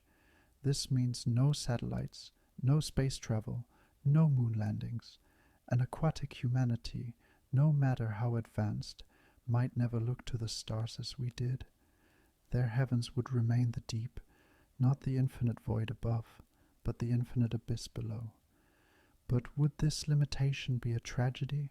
Perhaps not, for though they may never become spacefarers, they would master a different cosmos. The ocean itself, a universe teeming with worlds as alien as any beyond Earth. Every trench is a galaxy, every hydrothermal vent a star system, every glowing creature a nebula adrift in the dark. Where we built telescopes to gaze outward, they would dive deeper, plumbing mysteries that even now remain beyond our reach. Their philosophers might argue that the true frontier was never the sky but the sea, that while we wasted lifetimes reaching for barren planets, they explored a cosmos alive and infinite right beneath their fins. Philosophy and culture would adapt accordingly. On land, progress is often measured by mastery, mastery of fire, of metal, of nature itself. In the ocean, mastery would be an illusion. The sea cannot be conquered, it humbles even the strongest. Thus progress would be defined not by dominance but by harmony, the refinement of balance, the perfection of coexistence. Their wisdom might outstrip ours, their societies more stable, their relationship to the planet less destructive. They may not build rockets, but neither would they poison their atmosphere, strip their forests, or scorch their soil. So if humanity had always been aquatic, Earth would never have reached the age of fire, industry, or space. But perhaps it would have reached something else, an age of balance, an age of luminous reefs and flowing civilizations, an age where culture itself is inseparable from the ecosystems that sustain it. Another path of speculation imagines not that humanity had always remained in the sea, but that we, as we are now, were forced to return to it, a world where catastrophe on land, whether through climate collapse, nuclear devastation, or the slow, relentless rise of the oceans, drove survivors into the depths, seeking refuge in the element that once cradled our earliest ancestors. In this version, the story is not of a species that never left the water, but of one that, having burned its land to ruin, is reborn as something new. The migration would begin with desperation. Cities drowned, crops failed, storms grew violent. With the land becoming unlivable, humanity would look to the sea not as mystery, but as salvation. The first step would not be evolution, but technology. Submarines turned into floating arks, domed habitats anchored to the seafloor, oxygen tanks and diving suits becoming as vital as clothing. We already experiment with such ideas in aquatic laboratories, but in this speculative history, such technologies would become the last refuge of civilization. Yet technology alone could not sustain survival forever. The ocean is too vast, too demanding. To truly belong to it, humanity would need to change. Some might argue for genetic engineering, rewriting our biology to breathe water, to withstand pressure, to see in darkness. Others might turn to symbiosis, implanting gills harvested from engineered organisms, or adopting microbes that allow oxygen extraction from water. In the beginning, these adaptations would be crude, the subject of desperate experiments, but over generations they might become permanent. Children born in domed cities might no longer resemble their land-bound ancestors. Humanity would slowly diverge into a second species, adapted for immersion. Speculation tempts us to imagine what these new ocean dwellers might look like. Skin thickened to resist cold, patterned with shifting pigments like cuttlefish for camouflage. Lungs transformed into hybrid organs, able to draw oxygen from both air and water. Eyes widened and adapted to low light, glowing faintly with bioengineered luminescence. Hands webbed, spines elongated, bodies streamlined. Evolution, whether natural or guided, would sculpt a people neither wholly human nor wholly alien, but unmistakably of the sea. This transition would not be only biological, but cultural. A people forced into the ocean would bring with them memories of fire, steel, and sky. They would remember the land as home, even as they built new lives beneath the waves. Stories would tell of mountains and deserts, of birds in flight, of stars once visible above. To later generations, these tales might feel like myths, strange and distant, describing a world as alien as another planet. Land would become legend, a lost paradise, a place of exile, perhaps even a realm of gods. Technology too would persist, but transformed. Without fire, industry would collapse. Yet remnants of knowledge, metallurgy, chemistry, engineering might be adapted to underwater conditions. Machines would be powered not by combustion, but by currents, by geothermal heat, by living systems cultivated for energy. Knowledge of the land's sciences might survive, but its expression would shift, becoming organic, flowing, and tangled with biology. Imagine a city of coral, seeded with circuits of engineered algae, glowing with both power and light, a hybrid of human invention and oceanic life. And with this transformation would come identity. Are these still humans or something else? A second species, shaped not by the savannas of Africa, but by the trenches of the deep. Perhaps in time they would no longer claim descent from the land, but instead speak of themselves as children of the sea, their past forgotten or remembered only in myth. Humanity, in this vision, is not singular but plural, a lineage that once walked the land, but in another branch surrendered it forever. This second humanity would never look outward toward stars, but inward toward the abyss.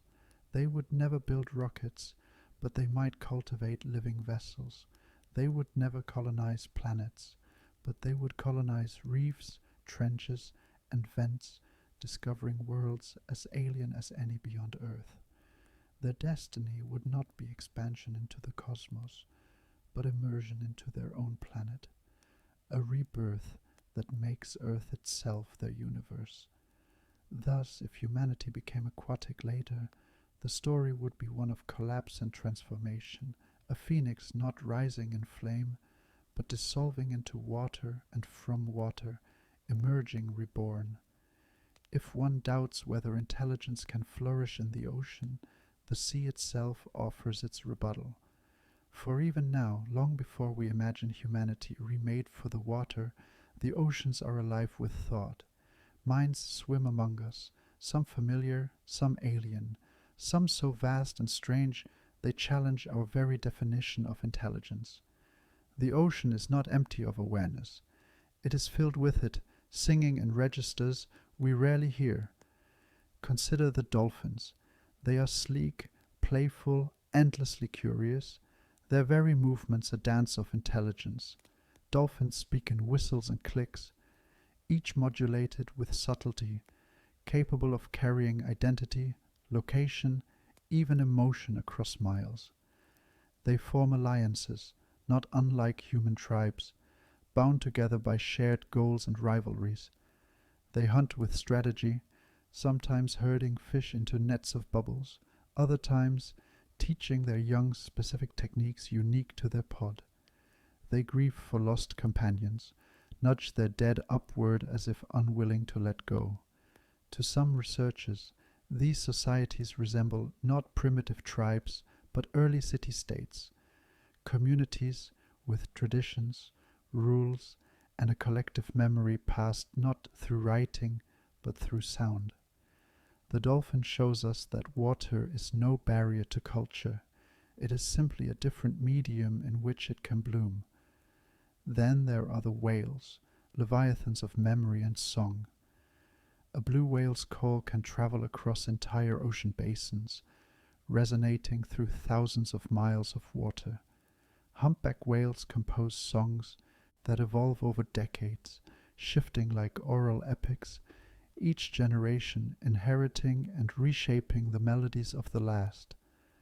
These are not random noises, but structured sequences, complete with refrains and variations, resembling the music of humanity in their complexity.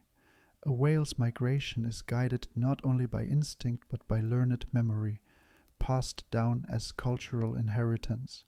Some populations change their roots, their diets, even their songs, adapting traditions in ways that echo our own evolving societies. When a whale sings, it does not sing only for itself.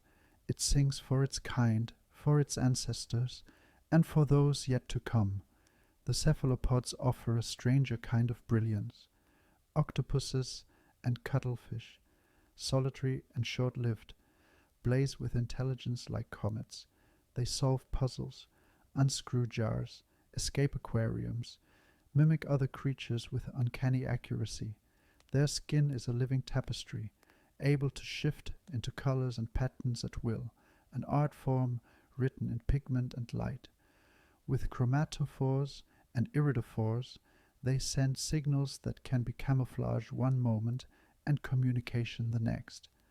Their lives may last only a year or two, yet within that span they demonstrate a creativity and adaptability that humbles us. Though they lack the long continuity of dolphins or whales, their intelligence is undeniable, a reminder that consciousness can take many forms, not all of them long-lived. These beings prove something vital. Intelligence is not bound to land. It thrives in the sea, though it manifests differently.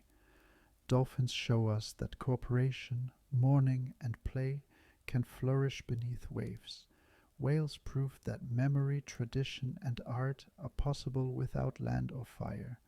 Cephalopods remind us that creativity can emerge even in the briefest of lives. What they lack is not intelligence, but continuity. Dolphins cannot etch their wisdom into stone. Whales cannot inscribe their songs into coral. Octopuses cannot pass their problem-solving from one generation to the next. Their brilliance flares, but does not accumulate. It lives, dazzles, and dies with them. An aquatic humanity would complete what they have begun. We would carry the same capacities, but add permanence. Where dolphins pass strategies through imitation, we would inscribe them into glowing archives of bioluminescent symbols. Where whales weave song into tradition, we would root it in law, myth, and history, ensuring it endures beyond memory. Where cephalopods paint their skins with fleeting messages, we would transform such artistry into lasting scripture, weaving culture into coral and ecosystems themselves. We would take what is scattered and anchor it, binding sparks into constellations. Speculation sharpens the parallels further. Like dolphins, an aquatic humanity might live in pods, family units and alliances bound not by geography but by current and migration, fluid yet resilient. Like whales, we might measure time not in years but in songs, each generation adding verses to an ever-unfolding hymn. Like cephalopods, we might cultivate the ability to change skin and pattern, turning the body itself into text, into poem, into sacred record. But unlike them, we would organize these into systems, laws, philosophies, religions, frameworks that ensure memory does not vanish but grows. This is where humanity's uniqueness lies. We are not the only species to think, to mourn, to play, or to sing, but we are the only species to build upon thought, to preserve memory, to accumulate wisdom across ages. On land, this gift manifested in cave paintings, clay tablets, and printed books. Beneath the waves, it would manifest in coral libraries, reefs of inscription, archives of light. The gift is the same, the medium is different. Thus, the ocean itself answers the question. Yes, intelligence thrives here. It has already birthed singers, hunters, mourners, artists. It has already shown us the capacity for communication, strategy, and creativity. All that is missing is continuity, and that is precisely what an aquatic humanity would bring. In this alternate history, We would not create intelligence anew. We would join it, amplify it, carry it forward. We would become part of a chorus already in progress, adding our voices not as rulers, but as participants, ensuring that the brilliance of the sea no longer vanishes with each generation, but shines across millennia. When we look outward into the cosmos, searching for signs of life, we often imagine alien worlds bathed in sunlight, their surfaces marked by forests, deserts, and mountains like our own. But more and more, science suggests that the most promising homes for life are not rocky plains or open skies, they are oceans. Beneath the icy shells of moons like Europa and Enceladus lie vast dark seas, warmed by tidal flexing and geothermal vents. In these waters, shielded from radiation and sealed away for billions of years, entire ecosystems may be thriving, hidden from sight. For terrestrial humanity, these places are mysteries, but for an aquatic humanity, one that never left the water, they would be mirrors. The alien seas of the solar system would not be imagined as barren or inhospitable. They would be recognized as kin. To them, Europa's frozen shell would not be a wall but a roof, a protective ceiling sheltering a vast cathedral of water below. Enceladus's geysers, spraying plumes of ocean into space, would be seen not as strange anomalies, but as sacred breaths, the exhalations of a living world. Speculation tempts us to ask, what kind of life might dwell there? On Earth, hydrothermal vents teem with creatures that do not need sunlight, living instead on chemical energy drawn from the planet itself. Giant tube worms, shrimp with eyes tuned to faint heat, bacteria that consume minerals as though they were feasts. If such life can thrive here, in darkness, it can surely thrive elsewhere. For an aquatic humanity, this knowledge would not be abstract science but lived philosophy. They would say, if we can live in our abyss, then so can others. The universe is not a desert. It is an ocean filled with unseen swimmers, and in imagining alien life, they might find reflections of themselves. Perhaps European creatures would resemble long translucent forms, adapted to crushing pressure and eternal night. Perhaps they would sing in frequencies carried through thick ice, their voices echoing in ways our ears could never hear. Perhaps, like our speculative aquatic humanity, they would live without fire, without metal, their civilizations grown from coral-like structures, their stories told in light and rhythm. In this sense, an alternate humanity shaped by the ocean might be closer to alien intelligences than the land-based humanity we know. Our fire-forged technologies may be unique, but our reliance on ecosystems, on currents, on living architecture might be common across worlds of water. The thought is humbling. Land humanity dreams of colonizing other planets, carrying fire to the stars, but aquatic humanity might instead dream of communion, reaching across gulfs of space to recognize kindred species, not as conquerors, but as siblings. To them, first contact would not be warships descending, but pods of swimmers meeting in silence, exchanging light and song, discovering that the ocean is not unique to Earth, but a universal cradle. Philosophy would grow from this cosmic kinship. If oceans exist on Earth, Europa, Enceladus, and perhaps countless other worlds, then perhaps water itself is the true medium of life, the cosmic element. Fire is rare, unstable, destructive. Soil is varied, uncertain, hostile. But water flows across galaxies, forming wherever conditions allow. It shelters, nourishes, and endures. An aquatic humanity might conclude that the universe itself is an ocean, stars its surface, planets its reefs, and life the schools of fish drifting endlessly within it, and so, In comparing themselves to alien seas, aquatic humans would not see isolation. They would see belonging. They would believe that somewhere far across the void, other minds drift through currents of their own, their cultures pulsing with light and song, waiting for the day when the oceans of two worlds might touch.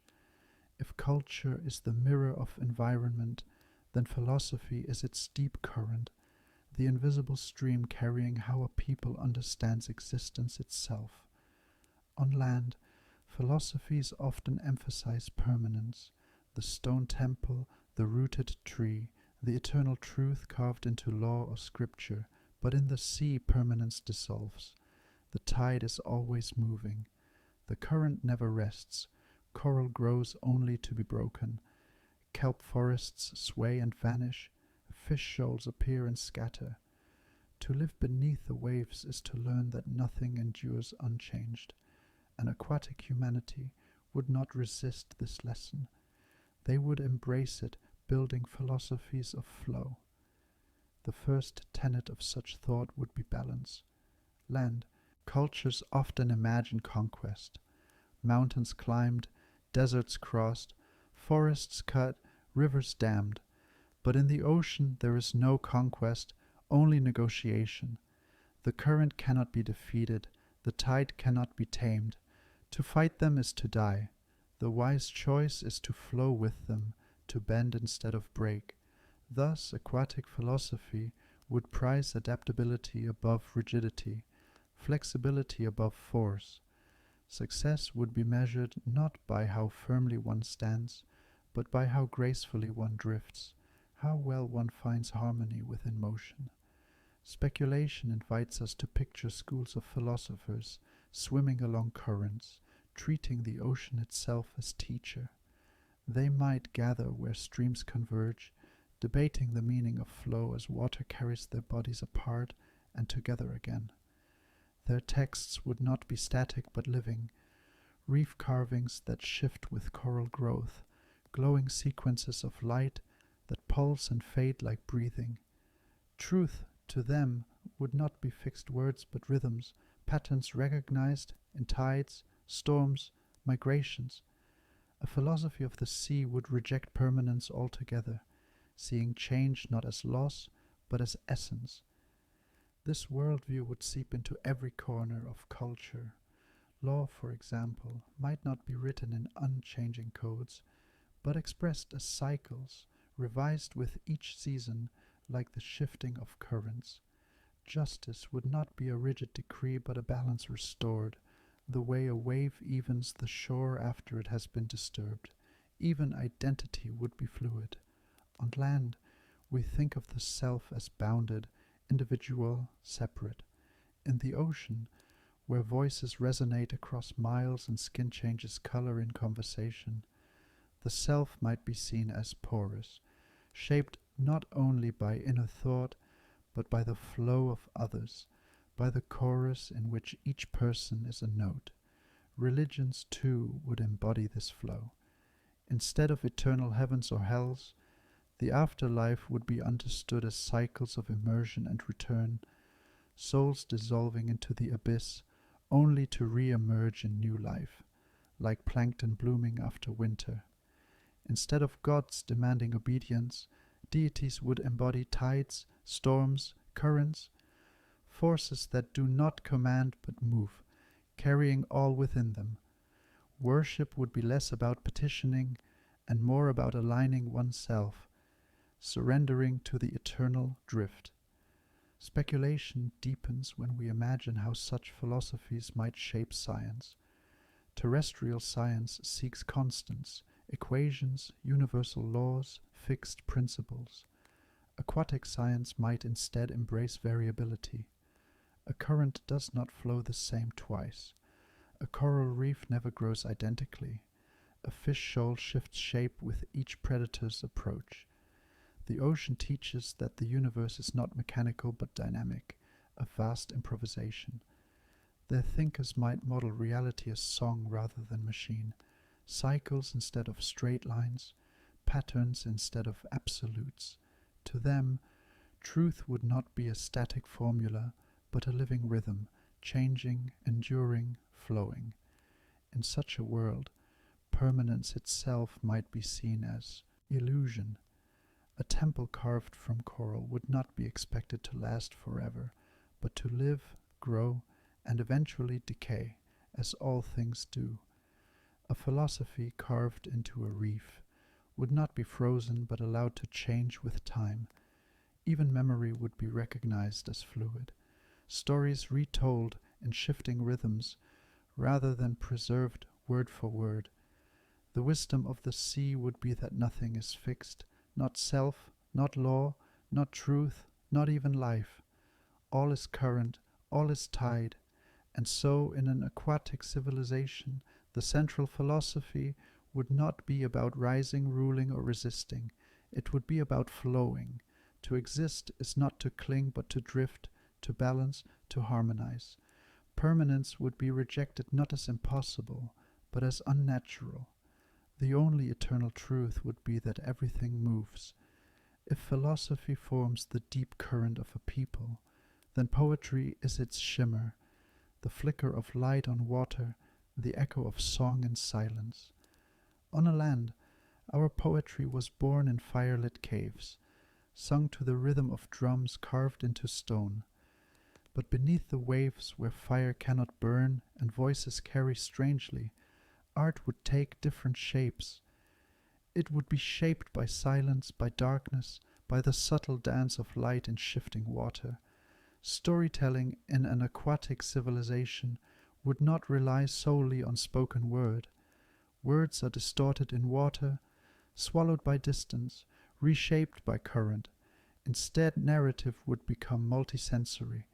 A tale might be sung in long resonant hums, layered with clicks and whistles, carried farther by currents than by air. Yet alongside sound would come light. Imagine a storyteller whose skin, engineered or evolved to change color like a cuttlefish, ripples with glowing patterns as they recount a tale. The story would not be heard alone but seen, each word mirrored by pulse and shimmer, a dance of color flowing across the body like moving text. Darkness, too, would play its part. Much of the ocean is without light, and here poetry would emerge in contrast. Stories might be told through bioluminescent performance, dancers moving in pitch black, their bodies glowing with sequences of symbols, weaving arcs of green and blue into the water, each movement a stanza, each flicker a line.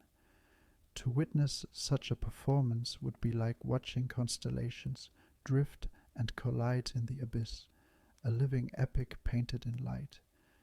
The heroes of such poetry would not be conquerors of land or wielders of fire, but divers of depth, breath holders of impossible endurance.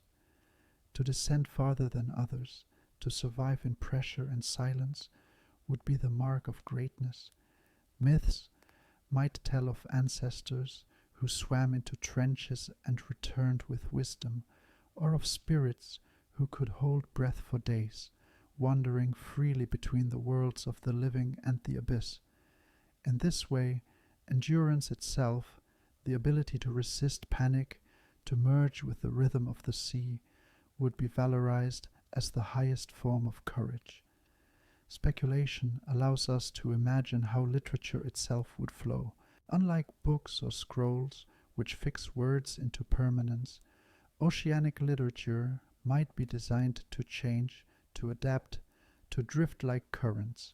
A story told in one pod might alter slightly when told in another, each retelling a new tide reshaping the shore.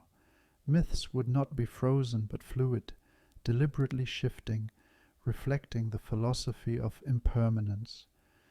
A hero might be sung one way in the shallows, another way in the deep, and both versions would be true, not contradictions, but currents of the same ocean. Even the concept of a library would transform. Where we build archives of parchment and stone, they might cultivate reefs inscribed with glowing organisms, each cluster pulsing with fragments of stories. To swim through such a library would be to drift through a living poem. Each coral had a stanza, each glowing pattern a verse. The reef itself would grow and change, weaving new meanings into old texts, ensuring that literature, like the sea, is never still. This is the essence of the poetry of depths. It would not be rigid, but flowing. It would not be silent words on still pages, but living performances of sound, light, and motion. It would shimmer, vanish, and return, just as the sea itself does. Where land-born poetry seeks to endure unchanged, oceanic poetry would embrace change as its lifeblood, celebrating the truth that no story is ever told the same way twice, that every tale, like every tide, is both old and new. To live beneath the surface is to trade the drama of horizons for the quiet patience of depth, where the land rises and falls in sudden tempers, forests kindling like match heads, rivers shrinking to threads, mountain flanks slumping down in a single long night. The ocean holds its face steady. It is not motionless, nothing in water ever is, but its changes are slow-breathed, wide and forgiving. An aquatic humanity, born to currents and pressure, would inherit not just a new body and culture, but a layer of protection that land dwellers rarely know. Begin with the calamities that redraw history in an instant. When a large body from the cold reaches of space slams into Earth, the land answers with shock and flame. Forests ignite, winds howl with furnace heat, and ash dims the day for months. In the sea, the violence finds buffer. Energy spreads as pressure waves, racing outward and downward, but fire cannot take, and oxygen does not feed a planetary blaze.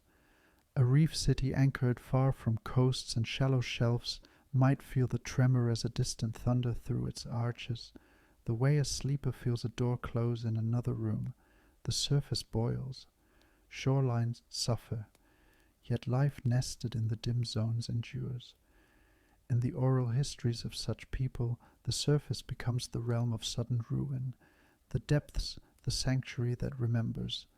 The same advantage holds in smaller, more frequent tests. Wildfire is a terror of the open air. A single spark writes a red sentence across a continent. But fire meets its quiet end in water. No wave of flame can consume a forest of kelp. No ember can leap from home to home. Cities grown from coral, woven from shell and kelp, lit by patient bioluminescence, will never wake to the crackle of roofs collapsing in heat. Even the metaphors would change. Where landfolk picture catastrophe as flame, seafolk would picture it as a cold current or a bleaching, a slow grief, not a sudden one. Drought, too, loses its final sting. Thirst is the oldest tyrant of the land. Fields brown, riverbeds crack, people lift their eyes to unfriendly skies. But in the ocean, water is everywhere.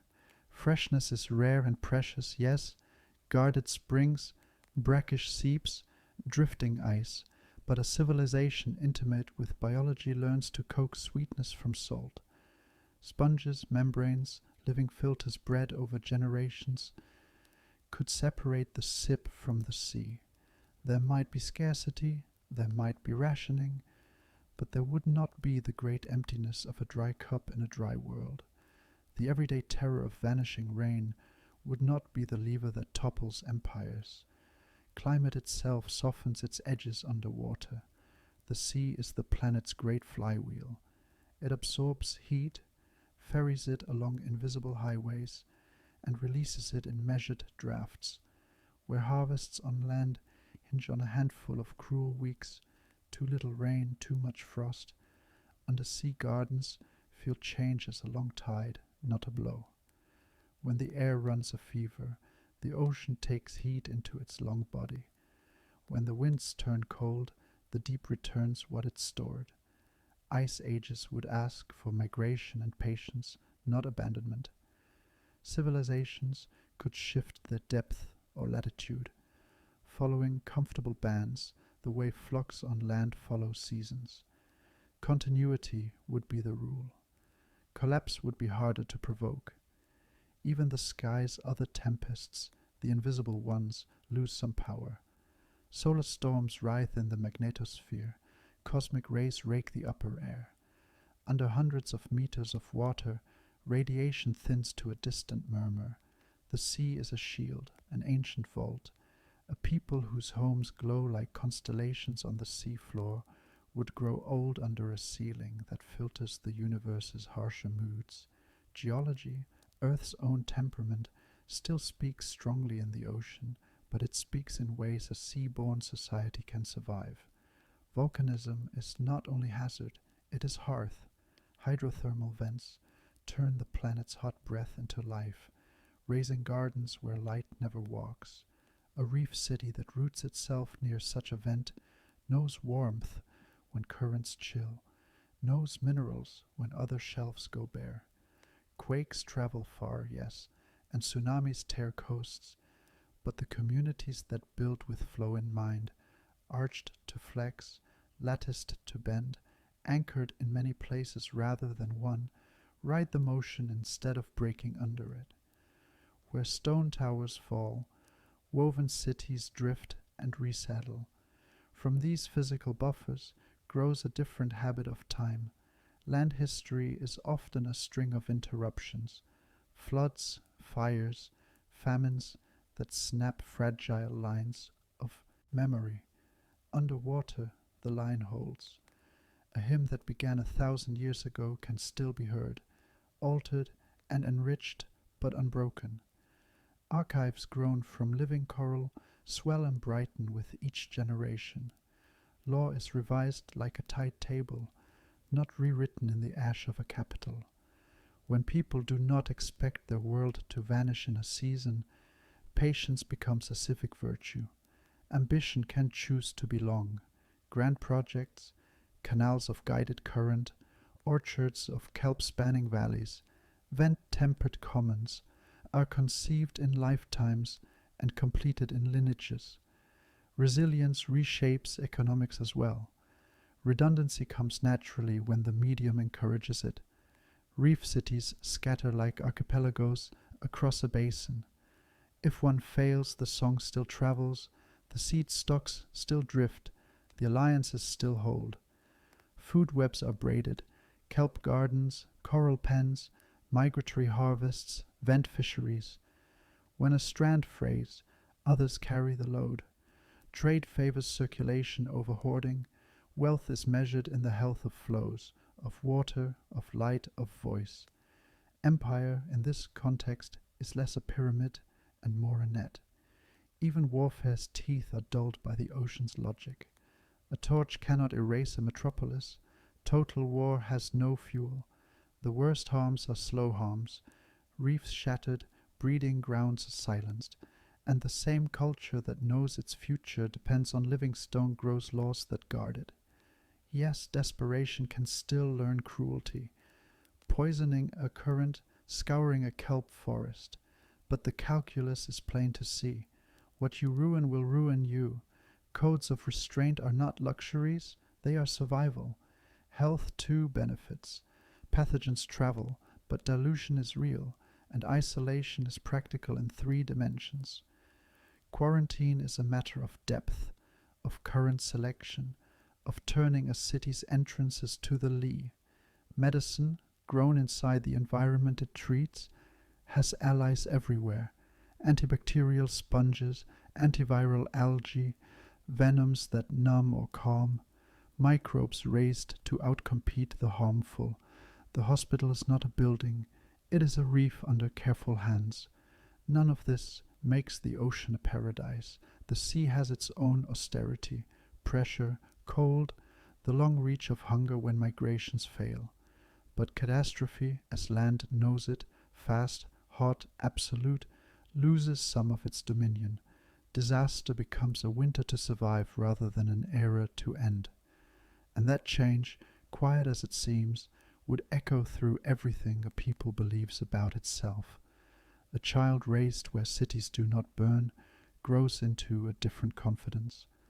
A leader who expects their great-grandchildren to sing the same civic songs governs with a longer breath. In the calm between pulses, culture ripens, arts refined rather than restart, skills accumulate without the tailings of ash.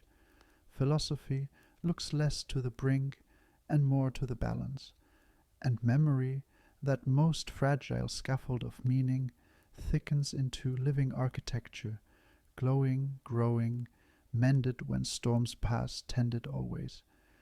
So the chief advantage of the ocean world is not that it forbids harm, but that it spreads it thin and slows it down. Time in water is elastic. Shock becomes swell. Crisis becomes season. Endings become bends in a river of days. A humanity that learns to trust that rhythm finds itself more durable than it knew. Not invulnerable, never that, but steadied, buffered, given room to breathe between trials. In the hush below the waves, civilization discovers the strength that comes from not having to be strong all the time. Beneath the weight of oceans, humanity's alternate story unfolds like a dream we almost lived. We see ourselves not as conquerors of continents, but as swimmers in currents, not as builders of fire and steel, but as gardeners of reefs, as singers in the dark. Every adaptation, long stretched to hold breath, skin tuned to pressure, eyes reshaped for dim light, carries with it a philosophy, a softer rhythm, a slower, deeper trust in the tides. And yet the picture is double-edged. An aquatic humanity would be graceful, yes, but also fragile, bound not only to the blessings of the sea, but to its limits. Without fire, no metallurgy. Without soil, no sprawling agriculture. Our civilizations would glow with bioluminescence, but never blaze with rockets. They would hum with songs, but never roar with engines. Perhaps we would learn wisdom earlier. Perhaps we would learn restraint. Or perhaps we would be forever constrained, kept by the ocean's quiet ceiling. This leads us to the central question. Would life underwater have made us wiser or simply smaller? Would we have become philosophers of flow, poets of the abyss, living longer in harmony with our world than we ever managed on land? Or would the ocean's embrace have kept us from reaching the stars, tethering us forever to the cradle that birthed us? In the end, all we can do is imagine. Picture, if you will, a reef city far below the surface, glowing in the eternal night. Towers of coral lit by threads of bioluminescence. Plazas alive with the movement of fins and voices resonating through currents. Families drift together like schools of fish, bound not by walls but by songs. Above them, the surface rolls on unseen, storms raging where they cannot reach, stars burning where they cannot go, and humanity drifts there still, in this dream of another world, fragile, luminous, and eternal, like a constellation of living light, suspended forever under the waves.